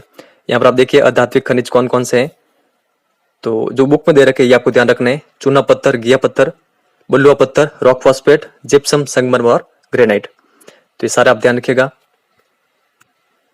और जो ये क्रोमाइट दे रखा है यहाँ पर, क्रोमाइट किस प्रकार का है? लोह युक्त। यहाँ पर आप देखिए। और जो जिंक है ये किस प्रकार का है? यह अलोह युक्त धात्विक खनिज। किस राज्य को खनिजों का अजायबघर कहा जाता है? झारखंड, आंध्र प्रदेश, राजस्थान या फिर असम? तो करेक्ट आंसर होगा राजस्थान को। यहाँ पर ये लोकेशन है राजस्थान की। गैर परंपरागत खनिज कौन सा नहीं है? कोयला, प्राकृतिक गैस, सौर ऊर्जा, पवन ऊर्जा, बायोगैस, बायोमास, जवाजी ऊर्जा, परमाणु ऊर्जा। तो देखिए इसका करेक्ट आंसर होगा गैर परंपरागत खनिज नहीं है कोयला और प्राकृतिक गैस। बाकी के जितने भी ये दे रखे हैं ये सभी क्या है? ये सभी है गैर परंपरागत खनिज। सर्वश्रेष्ठ गुणवत्ता वाला कोयला कौन सा है? पीट, लिग्नाइट, बिटुमिनस या फिर एंथ्रेसाइट? तो देखिए इसका करेक्ट आंसर होगा एंथ्रेसाइट। एंथ्रेसाइट सर्वश्रेष्ठ गुणवत्ता वाला कोयला है। इसमें 80% से अधिक कार्बन पाया जाता है। तो यहाँ पर जो ये फुटेज दे रखी है ये है एंथ्रेसाइट की। राजस्थान के प्रमुख तापीय ऊर्जा संयंत्र स्थित है? सूरतगढ़, कोटा, दोनों या फिर कोई नहीं? तो देखिए करेक्ट आंसर होगा दोनों। सूरतगढ़ में और कोटा में स्थित है राजस्थान के प्रमुख तापीय ऊर्जा संयंत्र। निम्न में से कौन सा ऊर्जा खनिज नहीं है? कोयला, पेट्रोलियम, प्राकृतिक गैस, यूरेनियम, थोरियम, लोहा अयस्क? तो देखिए करेक्ट आंसर होगा जो लोहा अयस्क है ये ऊर्जा खनिज नहीं है। तो ऊर्जा खनिज कौन कौन से ये आपको ध्यान में रखना है। संगमरमर प्रमुख रूप से पाया जाता है राजसमंद में, नागौर में, उदयपुर में, जयपुर में या फिर सभी? तो देखिए संगमरमर प्रमुख रूप से पाया जाता है इन सभी जिलों में। तो यहाँ पर ऑप्शन नंबर 5 इसका करेक्ट आंसर होगा। अब देखिए अगर आपसे एग्जाम में ये पूछ लिया जाए कि सफेद संगमरमर या सफेद मार्बल कहाँ का फेमस है, तो ये आपको ध्यान रखना है मकराना, नागौर का। हरा संगमरमर प्रसिद्ध है उदयपुर का। गुलाबी संगमरमर बाबरमाल और ऋषभदेव उदयपुर का। और जो काला मार्बल है बैसलाना जयपुर का फेमस है। तो ये एक्स्ट्रा फैक्ट मैंने इंक्लूड किए, इनके बारे में आपको ध्यान में रखना है। राजस्थान में परमाणु ऊर्जा संयंत्र कहां पर है? कपूरड़ी, सूरतगढ़, रावतभाटा या फिर बरसिंहसर? तो देखिए इसका करेक्ट आंसर होगा रावतभाटा, चित्तौड़गढ़ में। राजस्थान में मंगला, तन्नोट, गोटारू, मनियारी, डिब्बा इत्यादि किससे संबंधित हैं? कोयला, पेट्रोलियम, थोरियम या फिर पवन ऊर्जा? तो देखिए मंगला, तन्नोट, गोटारू, मनियारी और डिब्बा ये सभी संबंधित हैं पेट्रोलियम से। सीसा, जस्ता, चांदी प्रमुख रूप से पाया जाता है भीलवाड़ा में, उदयपुर, राजसमंद या फिर सभी? तो देखिए इन तीनों जिलों में प्रमुख रूप से पाया जाता है सीसा, जस्ता और चांदी। तो सभी इसका करेक्ट आंसर होगा। टंगस्टन खनिज का प्रसिद्ध केंद्र नहीं है? नागौर, पाली, सिरोही या फिर दौसा। देखिए टंगस्टन खनिज का प्रमुख केंद्र नहीं है दौसा। तो आपको ध्यान रखना है कौन कौन से है, नागौर है, पाली है और सिरोही है। जो रेवत की खान है डेगाना में वो प्रसिद्ध है टंगस्टन के लिए। नाम जो नाना कराब पाली में खान है ये भी प्रसिद्ध है टंगस्टन के लिए। और वालदा और अबू रेवदर ये दोनों खाने कहाँ पर है? सिरोही में, जो कि टंगस्टन के लिए प्रसिद्ध है। लौह अयस्क का प्रमुख केंद्र नहीं है? नागौर, जयपुर, झुंझुनू या फिर उदयपुर। तो देखिए इसका करेक्ट आंसर होगा लौह अयस्क का प्रमुख केंद्र नहीं है नागौर, जामसर। तो प्रमुख केंद्र कौन कौन से आप ध्यान रखिएगा। मोरिजा बानेला जो कि जयपुर में है, डाबला सिंगाना झुंझुनू में है, थूर हुंडेर उदयपुर में है। ये आपको सारे कंटेक्स्ट ध्यान रखने हैं। तांबा प्रमुख रूप से पाया जाता है? झुंझुनू खेतड़ी, सीकर बनोवाली ढानी, अलवर खोदरीबा या फिर सभी। तो देखिए इसका करेक्ट आंसर होगा सभी। तो आप ध्यान रखिएगा तांबा प्रमुख रूप से इन तीनों जिलों में पाया जाता है। बीकानेर का बरसिंहसर, पलाना और बाड़मेर का जालिपा, कपूड़ी और गिरल इत्यादि स्थान किस खनिज से संबंधित हैं? पेट्रोलियम, पवन ऊर्जा, कोयला या फिर यूरेनियम। तो देखिए ये सभी स्थान संबंधित है कोयले से। तो इनके नाम आप ध्यान रखिएगा। जो स्थान है रॉक फॉस्फेट पाया जाता है? उदयपुर, जैसलमेर, जयपुर या फिर सभी। तो देखिए करेक्ट आंसर होगा सभी। इन सभी जिलों में पाया जाता है रॉक फॉस्फेट। और फेमस स्थान कौन सा है? जामरकोटड़ा, उदयपुर। तो ये भी आप ध्यान रखिएगा। अभ्रक खनिज प्रमुख रूप से पाया जाता है?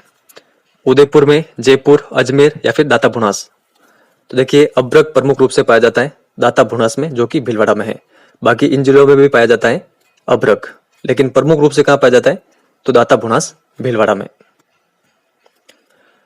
बीकानेर, जैसलमेर, नागौर और बाड़मेर जिले में पाया जाने वाला खनिज है? अभ्रक, जिप्सम, रॉक फॉस्फेट या फिर चांदी। तो देखिए ये खनिज है जिप्सम। यहां पर आप इसकी इमेज भी देख लीजिए जिप्सम की। घिया पत्थर के लिए प्रसिद्ध जिला है? उदयपुर, भीलवाड़ा, डूंगरपुर, दौसा या फिर सभी। तो देखिए इसका करेक्ट आंसर होगा सभी। इन चारों जिलों का प्रसिद्ध है घिया पत्थर। तो ये आपको ध्यान रखना है। देखिए अलग से सारणी बना रखी है जो आपका 8th क्लास का ये 5th चैप्टर है खनिज वाली। एक साइड में खनिज दे रखे हैं, बाकी सारे उनके सामने जिले दे रखे हैं कि कौन सा खनिज किस जिले में। तो मैंने एक भी खनिज नहीं छोड़ा है, सारे खनिज आपके सामने रख रहा हूं और वो किन किन जिलों में पाए जाते हैं ये भी आपके सामने रख रहा हूं। तो इनके बारे में आपको कंटिन्यूअसली ध्यान रखना है। एग्जाम में इस टाइप के क्वेश्चन बने भी हैं। वॉलेस्टोनाइट प्रमुख रूप से कहां पाया जाता है?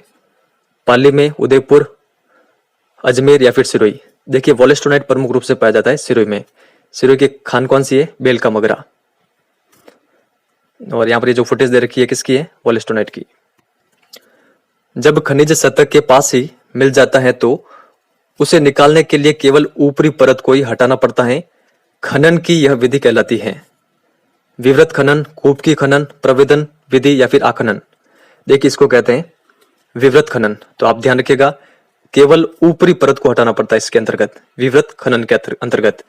देखिए यहाँ पर देखिए जो खनिज निष्कर्षण की विधियां ये कितने प्रकार की होती है? 3 प्रकार की, खनन, प्रवेदन और आखनन।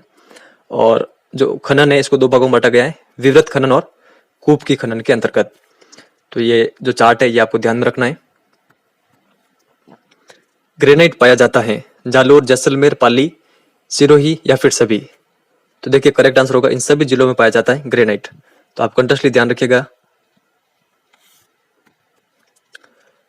बलुआ पत्थर पाया जाता है जोधपुर, बूंदी, भीलवाड़ा, धौलपुर, कोटा, चित्तौड़गढ़ या फिर सभी। तो देखिए इन 6 जिलों में पाया जाता है बलुआ पत्थर, सैंडस्टोन।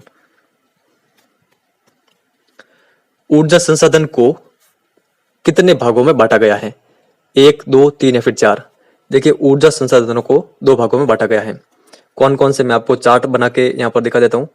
देखिए ऊर्जा संसाधनों को 2 भागों में बांटा गया है। फर्स्ट है नवीनीकरण के आधार पर और दूसरा है परंपरा के आधार पर।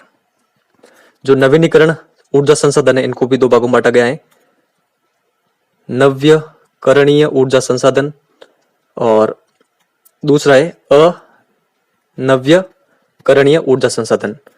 जो परंपरा के आधार पर है इसके अंतर्गत है, फर्स्ट है परंपरागत और सेकंड है गैर परंपरागत। तो ये चार्ट आपको ध्यान में रखना है। एल्यूमिनियम किस अयस्क से प्राप्त होता है? डोलोमाइट, जिप्सम, बॉक्साइट या फिर कोई नहीं? तो देखिए करेक्ट आंसर होगा बॉक्साइट। पेट्रोल तथा प्राकृतिक गैस जो अत्यंत गहराई में स्थित होते हैं उन्हें निकालने के लिए किस विधि का प्रयोग किया जाता है? ड्रिलिंग, प्रवेदन विधि, 1 व 2 दोनों या फिर आखनन विधि? देखिए इसका करेक्ट आंसर होगा ऑप्शन नंबर 3। देखिए ये दोनों एक ही है, ड्रिलिंग और प्रवेदन विधि। तो आपको ये ध्यान रखना है कि पेट्रोल और प्राकृतिक गैस को निकालने के लिए किस विधि का प्रयोग करता है, तो ड्रिलिंग या प्रवेदन विधि का। कुछ खनिज जैसे मिट्टी आदि सतह पर ही प्राप्त किए जा सकते हैं, इस विधि को क्या कहते हैं? ड्रिलिंग, प्रवेदन विधि, कूप की खनन या फिर आखनन विधि? तो देखिए इसको कहते हैं आखनन विधि। भारत में खनिज तेल सर्वप्रथम कहां पर खोजा गया था? गुजरात, मुंबई, असम या फिर तमिलनाडु? तो देखिए खनिज तेल सर्वप्रथम खोजा गया था असम में। ऐसे ऊर्जा संसाधन जिन्हें मानव प्रकृति में उपलब्ध चीजों द्वारा अपने प्रयासों से बार बार बना सकता है, अर्थात जिनकी उपलब्धता पर्याप्त है और जिनका नवीनीकरण हो सकता है, उन्हें कहते हैं नव्यकरणीय, अनव्यकरणीय, परंपरागत, गैर परंपरागत। तो देखिए इसका करेक्ट आंसर होगा ऑप्शन नंबर 1, नव्यकरणीय। तो आप ध्यान रखिएगा, जो नव्यकरणीय ऊर्जा संसाधन होते हैं इनको मानव अपने प्रयासों के द्वारा बार बार बना सकता है, जैसे कि जल विद्युत है, सौर ऊर्जाएं, पवन ऊर्जाएं, बायोमास, बायोगैस और जवारी ऊर्जा। राजस्थान में किस प्रकार का सर्वश्रेष्ठ किस्म का कोयला पाया जाता है? पीट, लिग्नाइट, बिटुमिनस या फिर एंथ्रेसाइट? तो देखिए इसका करेक्ट आंसर होगा ऑप्शन नंबर 2, लिग्नाइट। तो आप ध्यान रखिएगा, यहाँ पर ये जो इमेज दे रखी है ये लिग्नाइट की है। देखिए जो सर्वश्रेष्ठ प्रकार का कोयला है वो है ऑप्शन नंबर 4, एंथ्रेसाइट।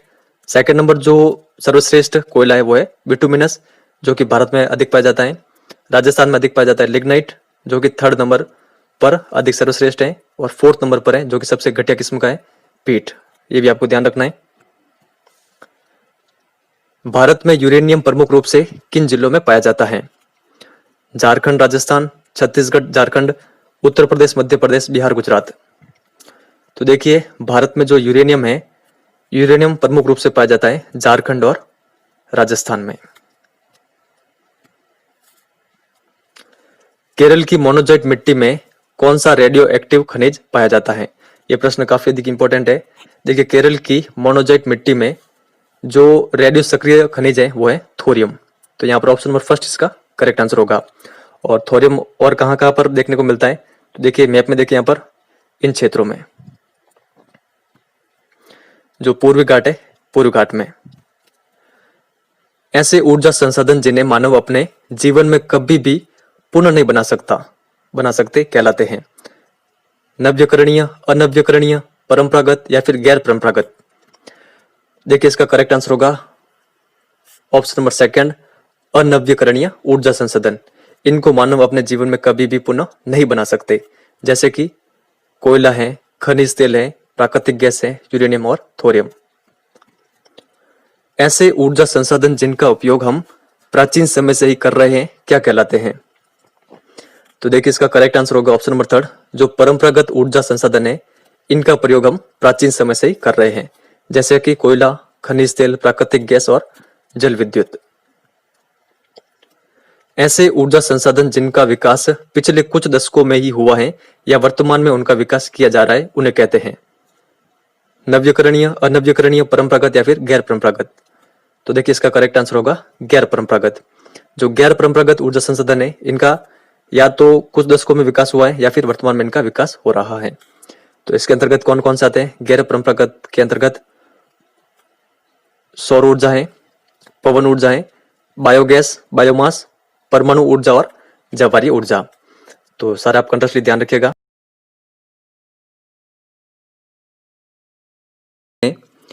जैसलमेर और जोधपुर की कौन सी खादी प्रसिद्ध है?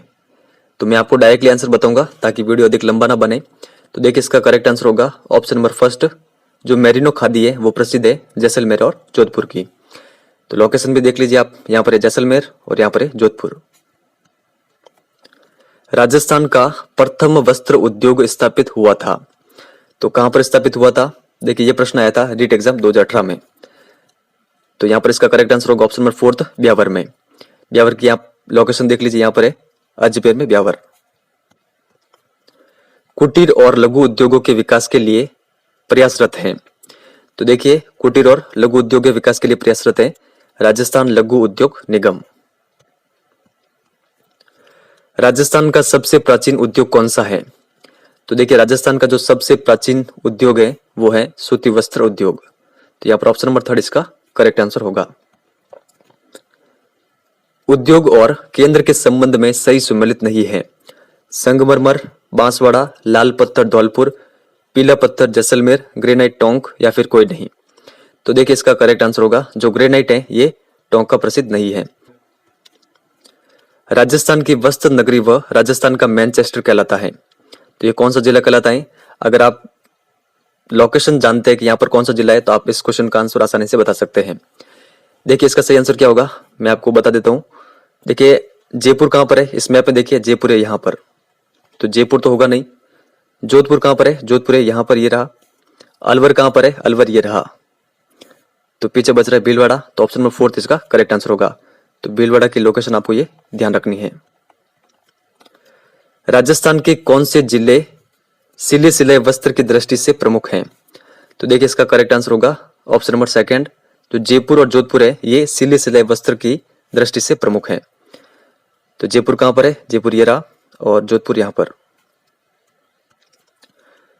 वस्त्रों की रंगाई छपाई तथा बंदेज कार्य हेतु प्रसिद्ध नहीं है। सांगानेर बगरू, जोधपुर नागौर, बीकानेर चूरू, दौसा टोंक। तो देखिए करेक्ट आंसर होगा दौसा और टोंक, ये प्रसिद्ध नहीं है रंगाई छपाई तथा बंदेज कार्य के लिए। तो कौन कौन से प्रसिद्ध है? सांगानेर और बगरू। ये कहां पर है? ये है जयपुर में, तो जयपुर की लोकेशन देख लीजिए। इसके अलावा जोधपुर और नागौर भी प्रसिद्ध है। जोधपुर यहाँ पर है, नागौर यहाँ पर। बीकानेर ये रहा और चूरू कहां पर है? यहाँ पर।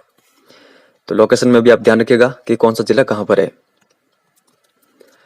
राजस्थान का पहला सीमेंट कारखाना कब व कहां पर खोला गया था? तो देखिए राजस्थान का पहला सीमेंट कारखाना खोला गया था लाखेरी में। कब? 1915 में। लाखेरी कहां पर है? लाखेरी है बूंदी में। सीमेंट उत्पादन के लिए प्रमुख कच्चा माल है चूना पत्थर, जिप्सम, कोयला या फिर सभी। तो देखिए करेक्ट आंसर होगा सभी।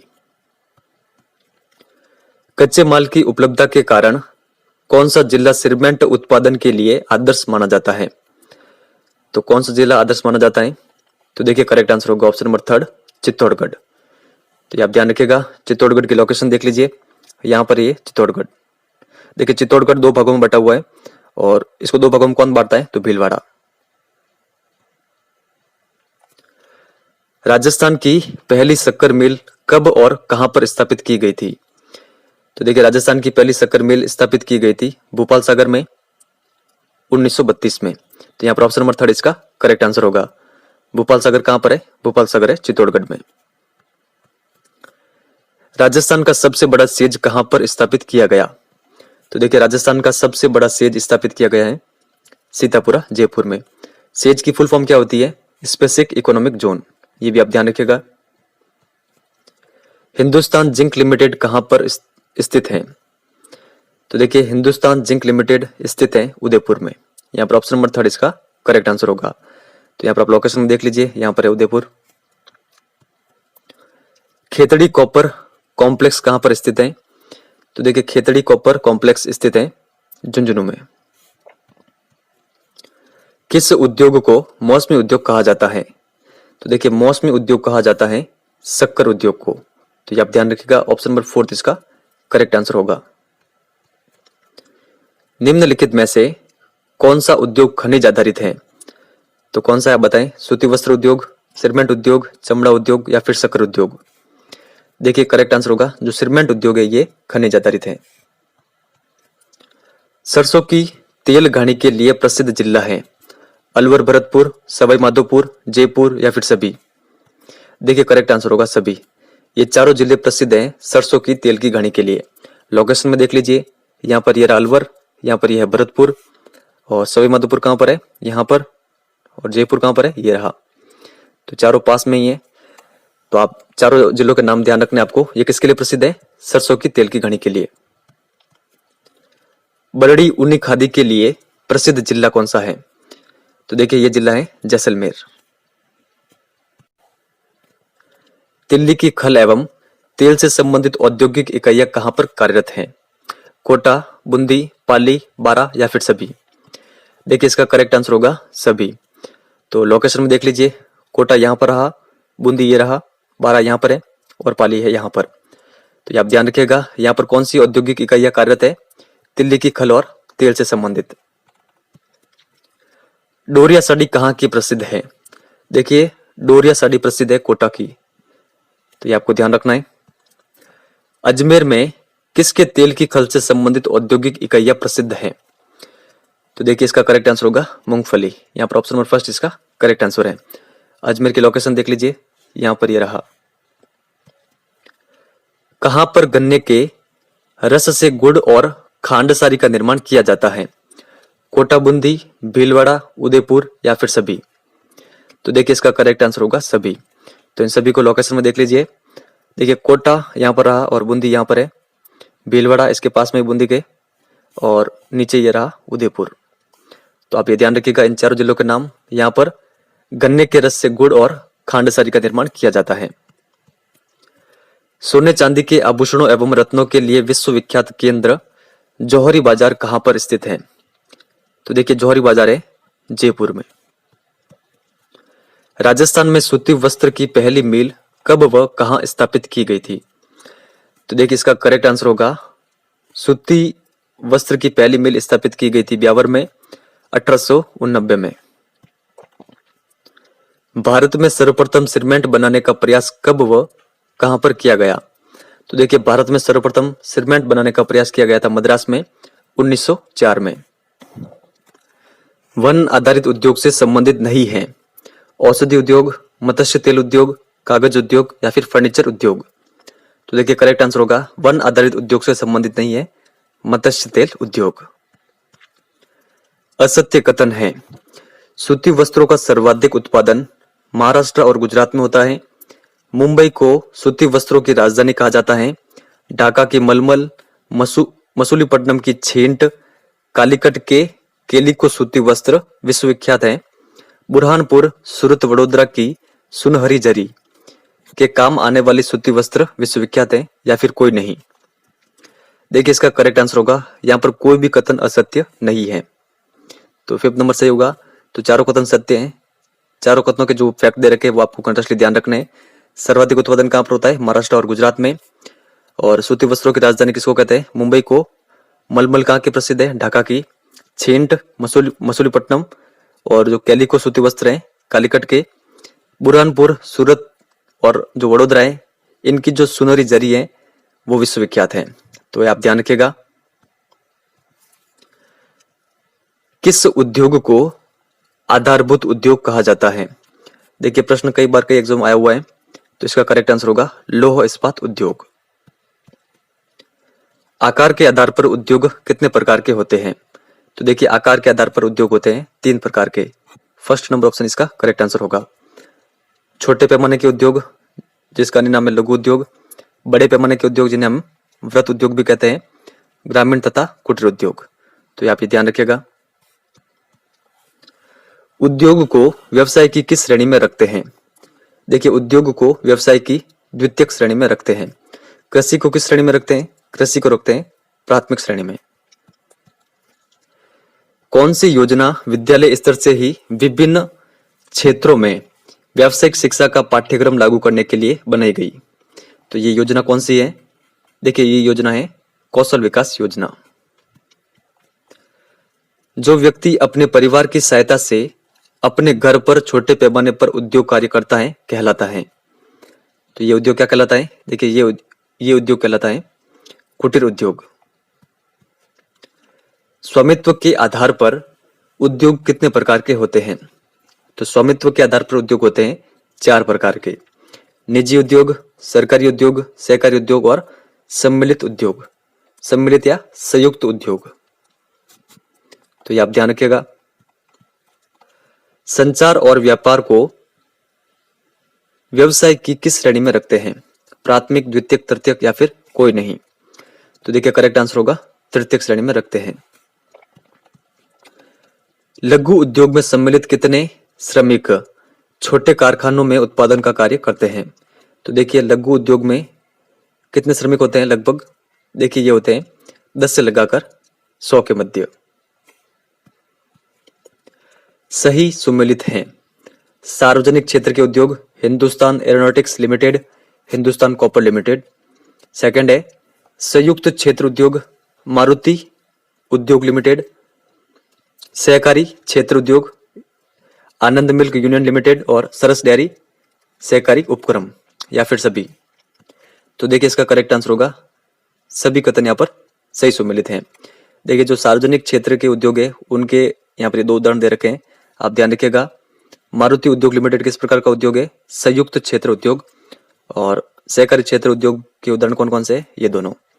तो ये आप ध्यान रखिएगा। जिन उद्योगों का संचालन राज्य और व्यक्ति समूह द्वारा होता है वह कहलाते हैं। तो देखिए इस प्रकार के उद्योग कहलाते हैं संयुक्त क्षेत्र के उद्योग। कच्चे माल के आधार पर उद्योगों को कितने भागों में बांटा गया है? तो देखिए ये बांटा गया है 4 भागों में।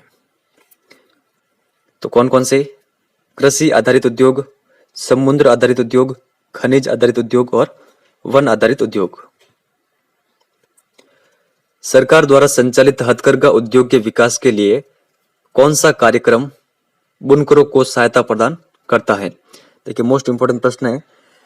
तो देखिए इसका करेक्ट आंसर होगा ऑप्शन नंबर फर्स्ट, एकीकृत ग्रामीण विकास कार्यक्रम। ये आप ध्यान रखिएगा।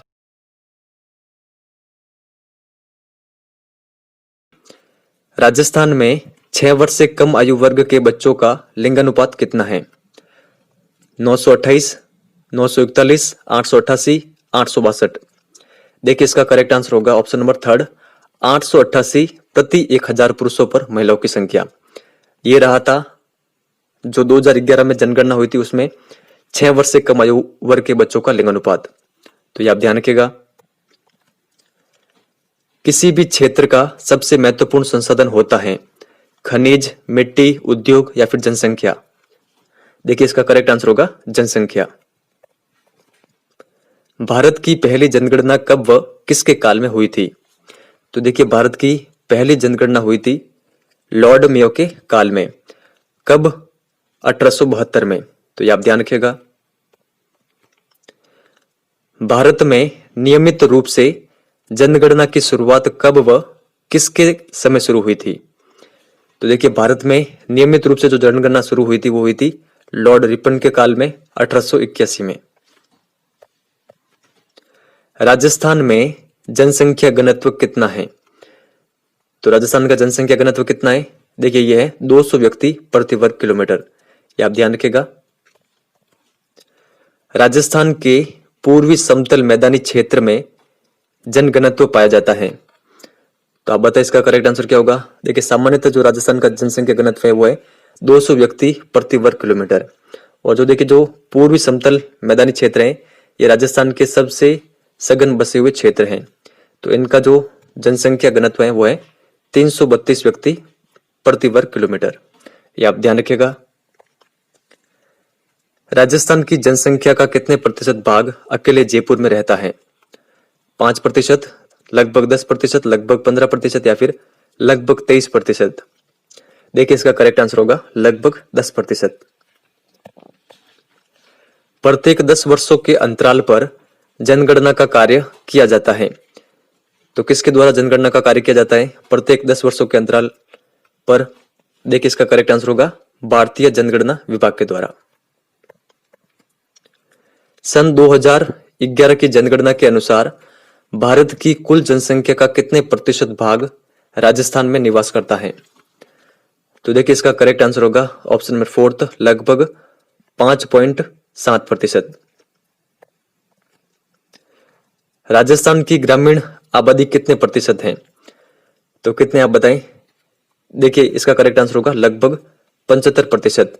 और अगर यहाँ पर ग्रामीण ना होकर शहरी आ जाए तो आपको ध्यान रखना है लगभग में 25% है।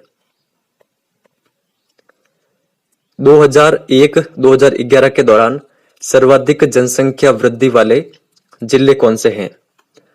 तो देखिए इसका करेक्ट आंसर होगा जो सर्वाधिक जनसंख्या वृद्धि वाले जिले हैं वो है बाड़मेर और जैसलमेर। तो लोकेशन में भी देख लीजिए, यहाँ पर है बाड़मेर, यहाँ पर है जैसलमेर। 2011 की जनगणना के अनुसार निम्नलिखित में से राजस्थान के किस जिले की दशकीय जनसंख्या वृद्धि दर न्यूनतम रही? देखिए ये प्रश्न आया था रीट एग्जाम 2018 में। तो आप बताइए इसका करेक्ट आंसर क्या होगा। देखिए इसका करेक्ट आंसर होगा ऑप्शन नंबर फर्स्ट, गंगानगर में। तो ये आप ध्यान रखिएगा, राजस्थान के जो गंगानगर जिला है इसमें दशकीय जनसंख्या वृद्धि दर न्यूनतम रही थी।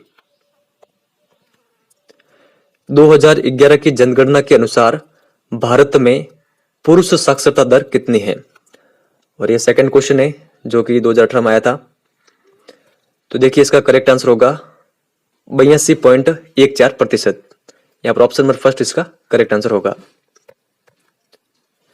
भारत में कहां पर स्त्रियों की संख्या पुरुषों की संख्या से अधिक है? तो कहां पर है आप बताएं। देखिए इसका करेक्ट आंसर होगा ऑप्शन नंबर थर्ड, केरल और पुडुचेरी में। तो लोकेशन में देख लीजिए कहां पर ये, देखिए यहाँ पर ये केरल और जो पुडुचेरी है इसके 4 क्षेत्र हैं। एक है यहाँ पर आंध्र प्रदेश में यनम, यहाँ पर ये पुडुचेरी और करेकल, और केरल में है माहे। ये सभी किसके भाग है? पुडुचेरी के। तो ये भी आप ध्यान रखिएगा।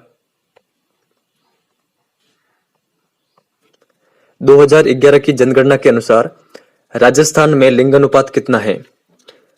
तो देखिए इसका करेक्ट आंसर होगा जो राजस्थान का लिंगानुपात है वो है 928 प्रति 1000 पुरुषों पर महिलाओं की संख्या। तो ये आपको ध्यान रखना है। भारत सरकार द्वारा बेटी बचाओ बेटी पढ़ाओ योजना की शुरुआत कब की गई थी?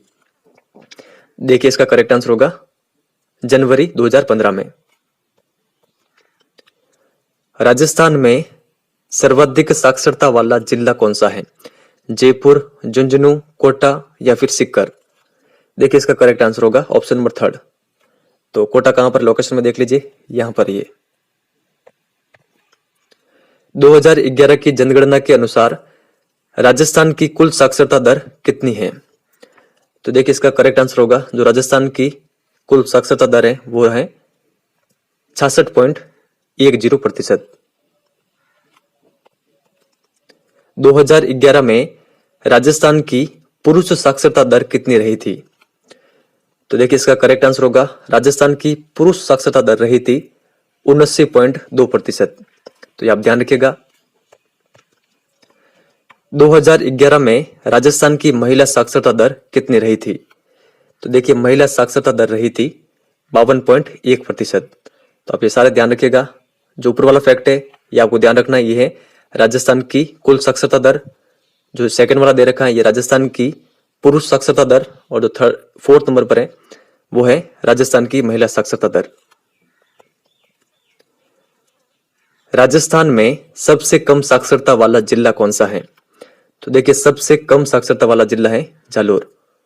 ये आप ध्यान रखिएगा, ऑप्शन नंबर सेकंड इसका करेक्ट आंसर होगा। लोकेशन देख लीजिए, यहां पर है जालोर। सन 2011 की जनगणना के अनुसार हिंदू धर्मावलंबियों की आबादी कितनी है?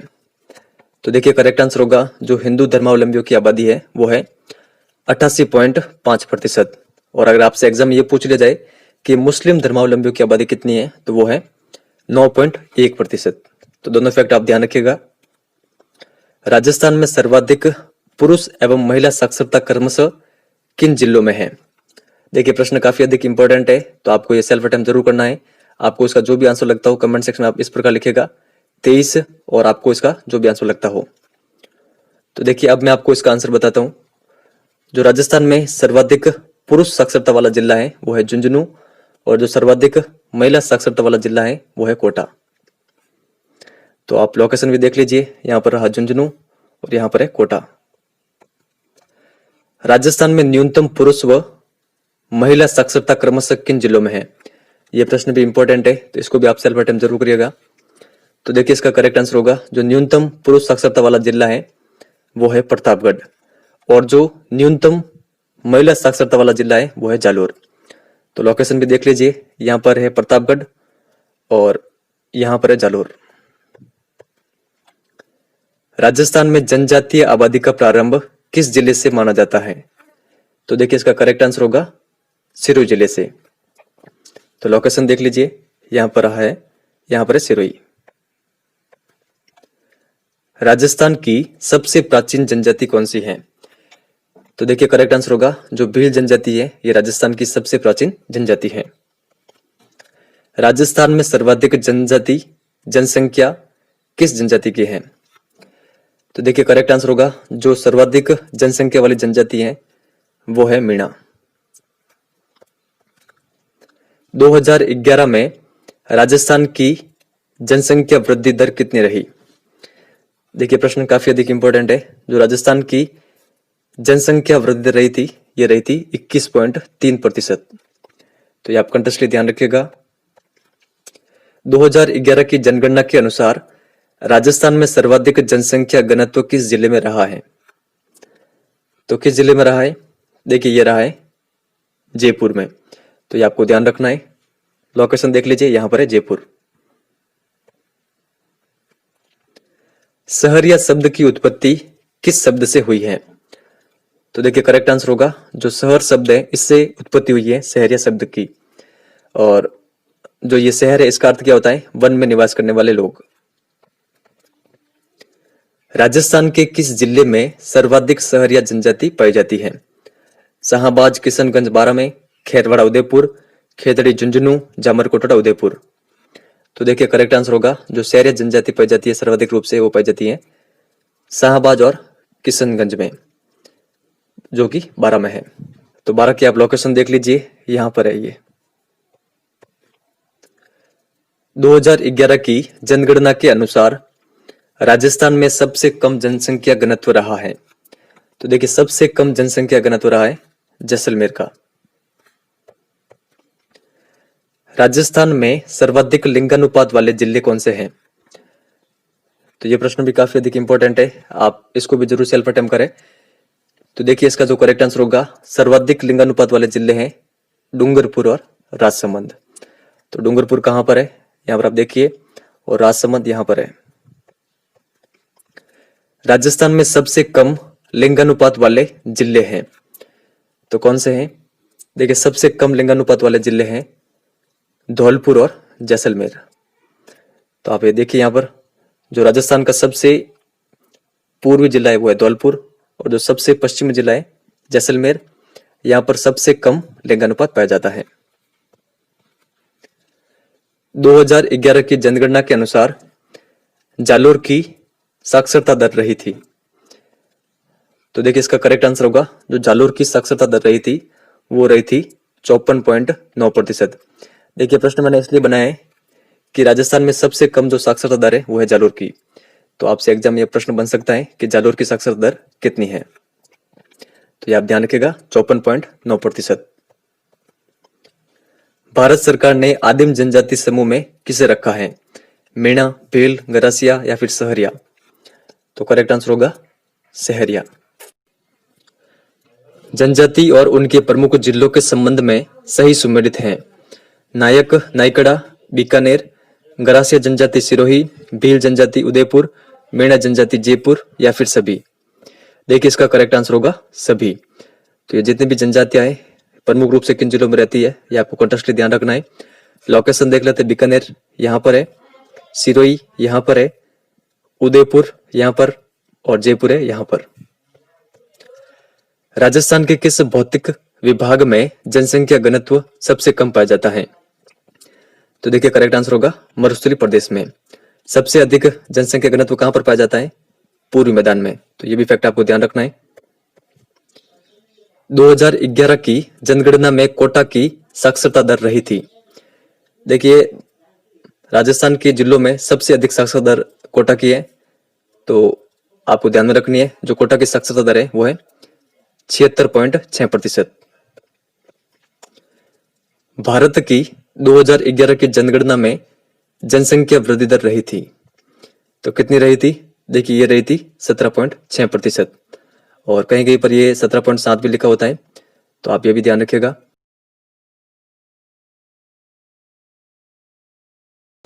राजस्थान में ब्रह्मा जी का मंदिर स्थित है, अजमेर, पुष्कर, पाली या फिर करौली में?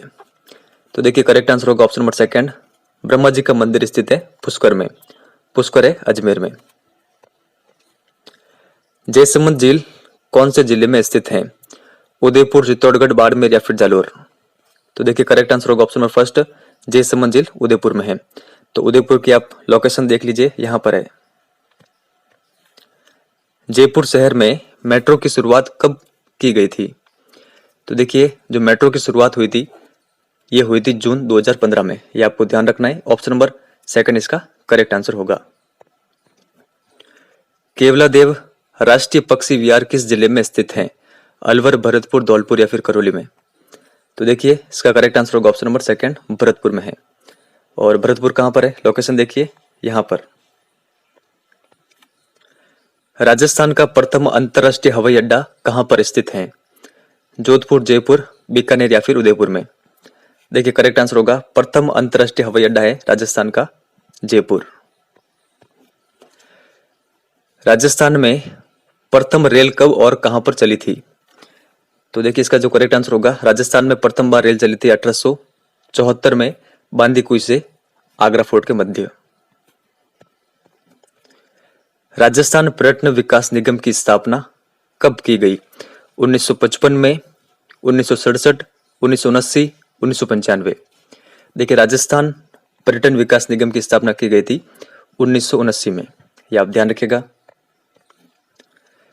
राजस्थान पर्यटन विभाग का लोगो क्या है? जाने क्या दिख जाए, रंगीलो राजस्थान, पधारो मारे देश, सुरंगा राजस्थान?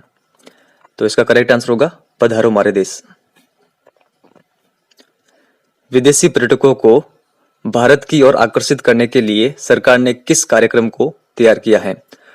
अद्वितीय भारत, अद्भुत भारत, अतुल्य भारत या फिर विराट भारत? तो इसका करेक्ट आंसर होगा ऑप्शन नंबर थर्ड, अतुल्य भारत। राजस्थान के प्रमुख पर्यटन स्थलों को कितने भागों में बांटा गया है? तो देखिए इसका करेक्ट आंसर होगा 3 भागों में बांटा गया है। कौन कौन से? देखिए फर्स्ट है ऐतिहासिक पर्यटन स्थल, सेकंड है धार्मिक पर्यटन स्थल और थर्ड है भौगोलिक पर्यटन स्थल।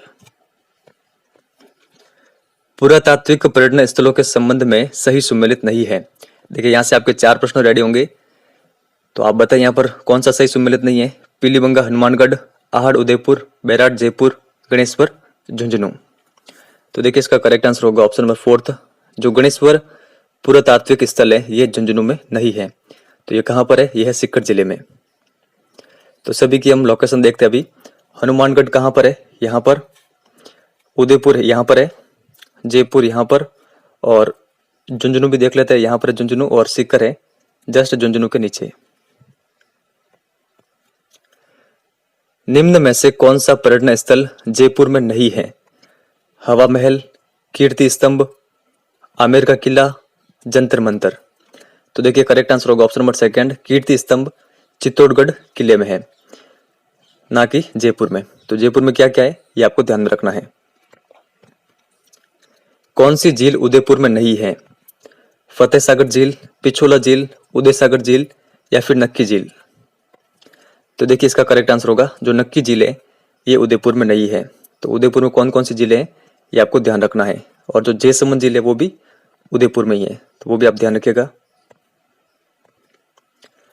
पर्यटन स्थलों के संबंध में सही सुमेलित नहीं है। मेहरानगढ़ किला जोधपुर, सोनारगढ़ किला जालोर, कुंभलगढ़ किला राजसमंद, सज्जनगढ़ किला उदयपुर? तो देखिए इसका करेक्ट आंसर होगा ऑप्शन नंबर सेकंड, सोनारगढ़ किला जालोर में नहीं है। तो ये कहां पर है? ये है जैसलमेर में। जोधपुर की लोकेशन देख लीजिए, यहाँ पर है। और राजसमंद यहाँ पर है, और उदयपुर यहाँ पर। चूलिया एवं मैनाल जलप्रपात किस जिले में है? उदयपुर, चित्तौड़गढ़, भीलवाड़ा या फिर राजसमंद में? तो देखिए दोनों जलप्रपात हैं, ऑप्शन नंबर सेकंड चित्तौड़गढ़ में। तो लोकेशन देख लीजिए, यहाँ पर है चित्तौड़गढ़। सरिस्का राष्ट्रीय उद्यान किस जिले में है? भरतपुर, जैसलमेर, धौलपुर या फिर अलवर में? तो देखिए सरिस्का राष्ट्रीय उद्यान है अलवर में। अलवर की लोकेशन देख लीजिए यहाँ पर। राष्ट्रीय मरु उद्यान किन जिलों में स्थित है? जैसलमेर, बाड़मेर, जैसलमेर, बीकानेर, जैसलमेर, जोधपुर या फिर जैसलमेर में ही?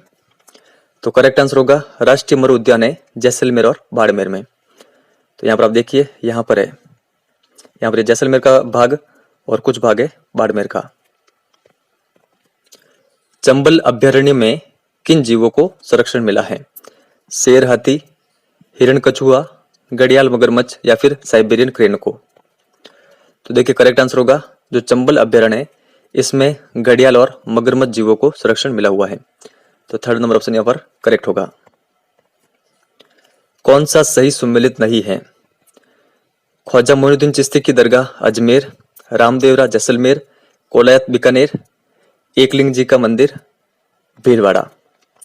देखिए इसका करेक्ट आंसर होगा जो एकलिंग जी का मंदिर है ये भीलवाड़ा में नहीं है। तो एकलिंग जी का मंदिर कहाँ पर है? ये है उदयपुर जिले में। तो आप ये ध्यान रखिएगा। बाकी 3 प्रश्न ऊपर से भी बन सकते हैं, तो सभी के बारे में आपको ध्यान में रखना है। लोकेशन देख लेते हैं, अजमेर कहाँ पर है? यहाँ पर अजमेर, जैसलमेर यहाँ पर, बीकानेर ऊपर है, और जो भीलवाड़ा है यहाँ पर जस्ट अजमेर के नीचे, और उदयपुर राजसमंद के जस्ट नीचे। निम्न में से कौन सा जैन मंदिर नहीं है? ऋषभदेव मंदिर उदयपुर, गोविंद देव जी का मंदिर जयपुर, रणकपुर मंदिर पाली, दिलवाड़ा मंदिर सिरोही? देखिए इस प्रश्न से भी 4 प्रश्न बन रहे हैं। मैंने अलग अलग प्रश्न नहीं लिए, मैं चाहता हूँ कि कम प्रश्न में ही आपको अधिक फैक्ट प्रोवाइड करा दूं। तो देखिए करेक्ट आंसर होगा जो जैन मंदिर नहीं है वो है गोविंद देव जी का मंदिर जो कि जयपुर में है। तो जो 3 मंदिर है, ऋषभ देव जी का मंदिर जो कि उदयपुर में है, रणकपुर के जो जैन मंदिर पाली और दिलवाड़ा के जैन मंदिर सिरोही में, इन सभी के बारे में आपको ध्यान में रखना है। तो उदयपुर की लोकेशन देख चुके हैं, जयपुर की लोकेशन देख चुके हैं, पाली कहाँ पर है? यहाँ पर है, और सिरोही है पाली के जस्ट नीचे यहाँ पर। कौन सा सही सुमेलित नहीं है? करणी माता का मंदिर देशनोक बीकानेर, श्री महावीर जी का मंदिर सवाई माधोपुर, त्रिपुरा सुंदरी मंदिर बांसवाड़ा या फिर श्रीनाथ जी का मंदिर नाथद्वारा राजसमंद, या फिर कोई नहीं? तो देखिए इसका करेक्ट आंसर होगा कोई नहीं, क्योंकि यहाँ पर जो चारों कथन दे रखे हैं ये सही सुमेलित हैं। तो चारों फैक्ट आप ध्यान रखिएगा। लोकेशन देख लेते हैं, जस्ट हमने बीकानेर की लोकेशन देखी थी अभी, यहाँ पर बीकानेर। सवाई माधोपुर की आप लोकेशन देख लीजिए, यहाँ पर है। बांसवाड़ा सबसे नीचे राजस्थान के यहाँ पर, और नाथद्वारा राजसमंद यहाँ पर। और देखिए ये फैक्ट आपको जरूर कंटेस्टली ध्यान रखना है कि त्रिपुरा सुंदरी माता का मंदिर कहाँ पर है, क्योंकि ये प्रश्न कई बार विभिन्न एग्जाम में पूछा हुआ है। आपको ध्यान रखना है ये बांसवाड़ा में है। करणी माता के भी कई बार कई एग्जाम आया हुआ है, तो ये भी आप ध्यान रखिएगा, देशनोक बीकानेर। राजस्थान में पर्यटन को बढ़ावा देने के लिए कब पर्यटन को उद्योग का दर्जा दिया गया? तो देखिए पर्यटन को उद्योग का दर्जा दिया गया था 1989 में। तो यहाँ पर ऑप्शन नंबर 2 इसका करेक्ट आंसर होगा। रॉयल राजस्थान ऑन व्हील्स नामक शाही रेलगाड़ी जो प्रमुख पर्यटक स्थलों की सैर करवाती है, यह कहां से प्रारंभ होती है? राजस्थान से, जम्मू कश्मीर, हिमाचल प्रदेश या फिर दिल्ली से?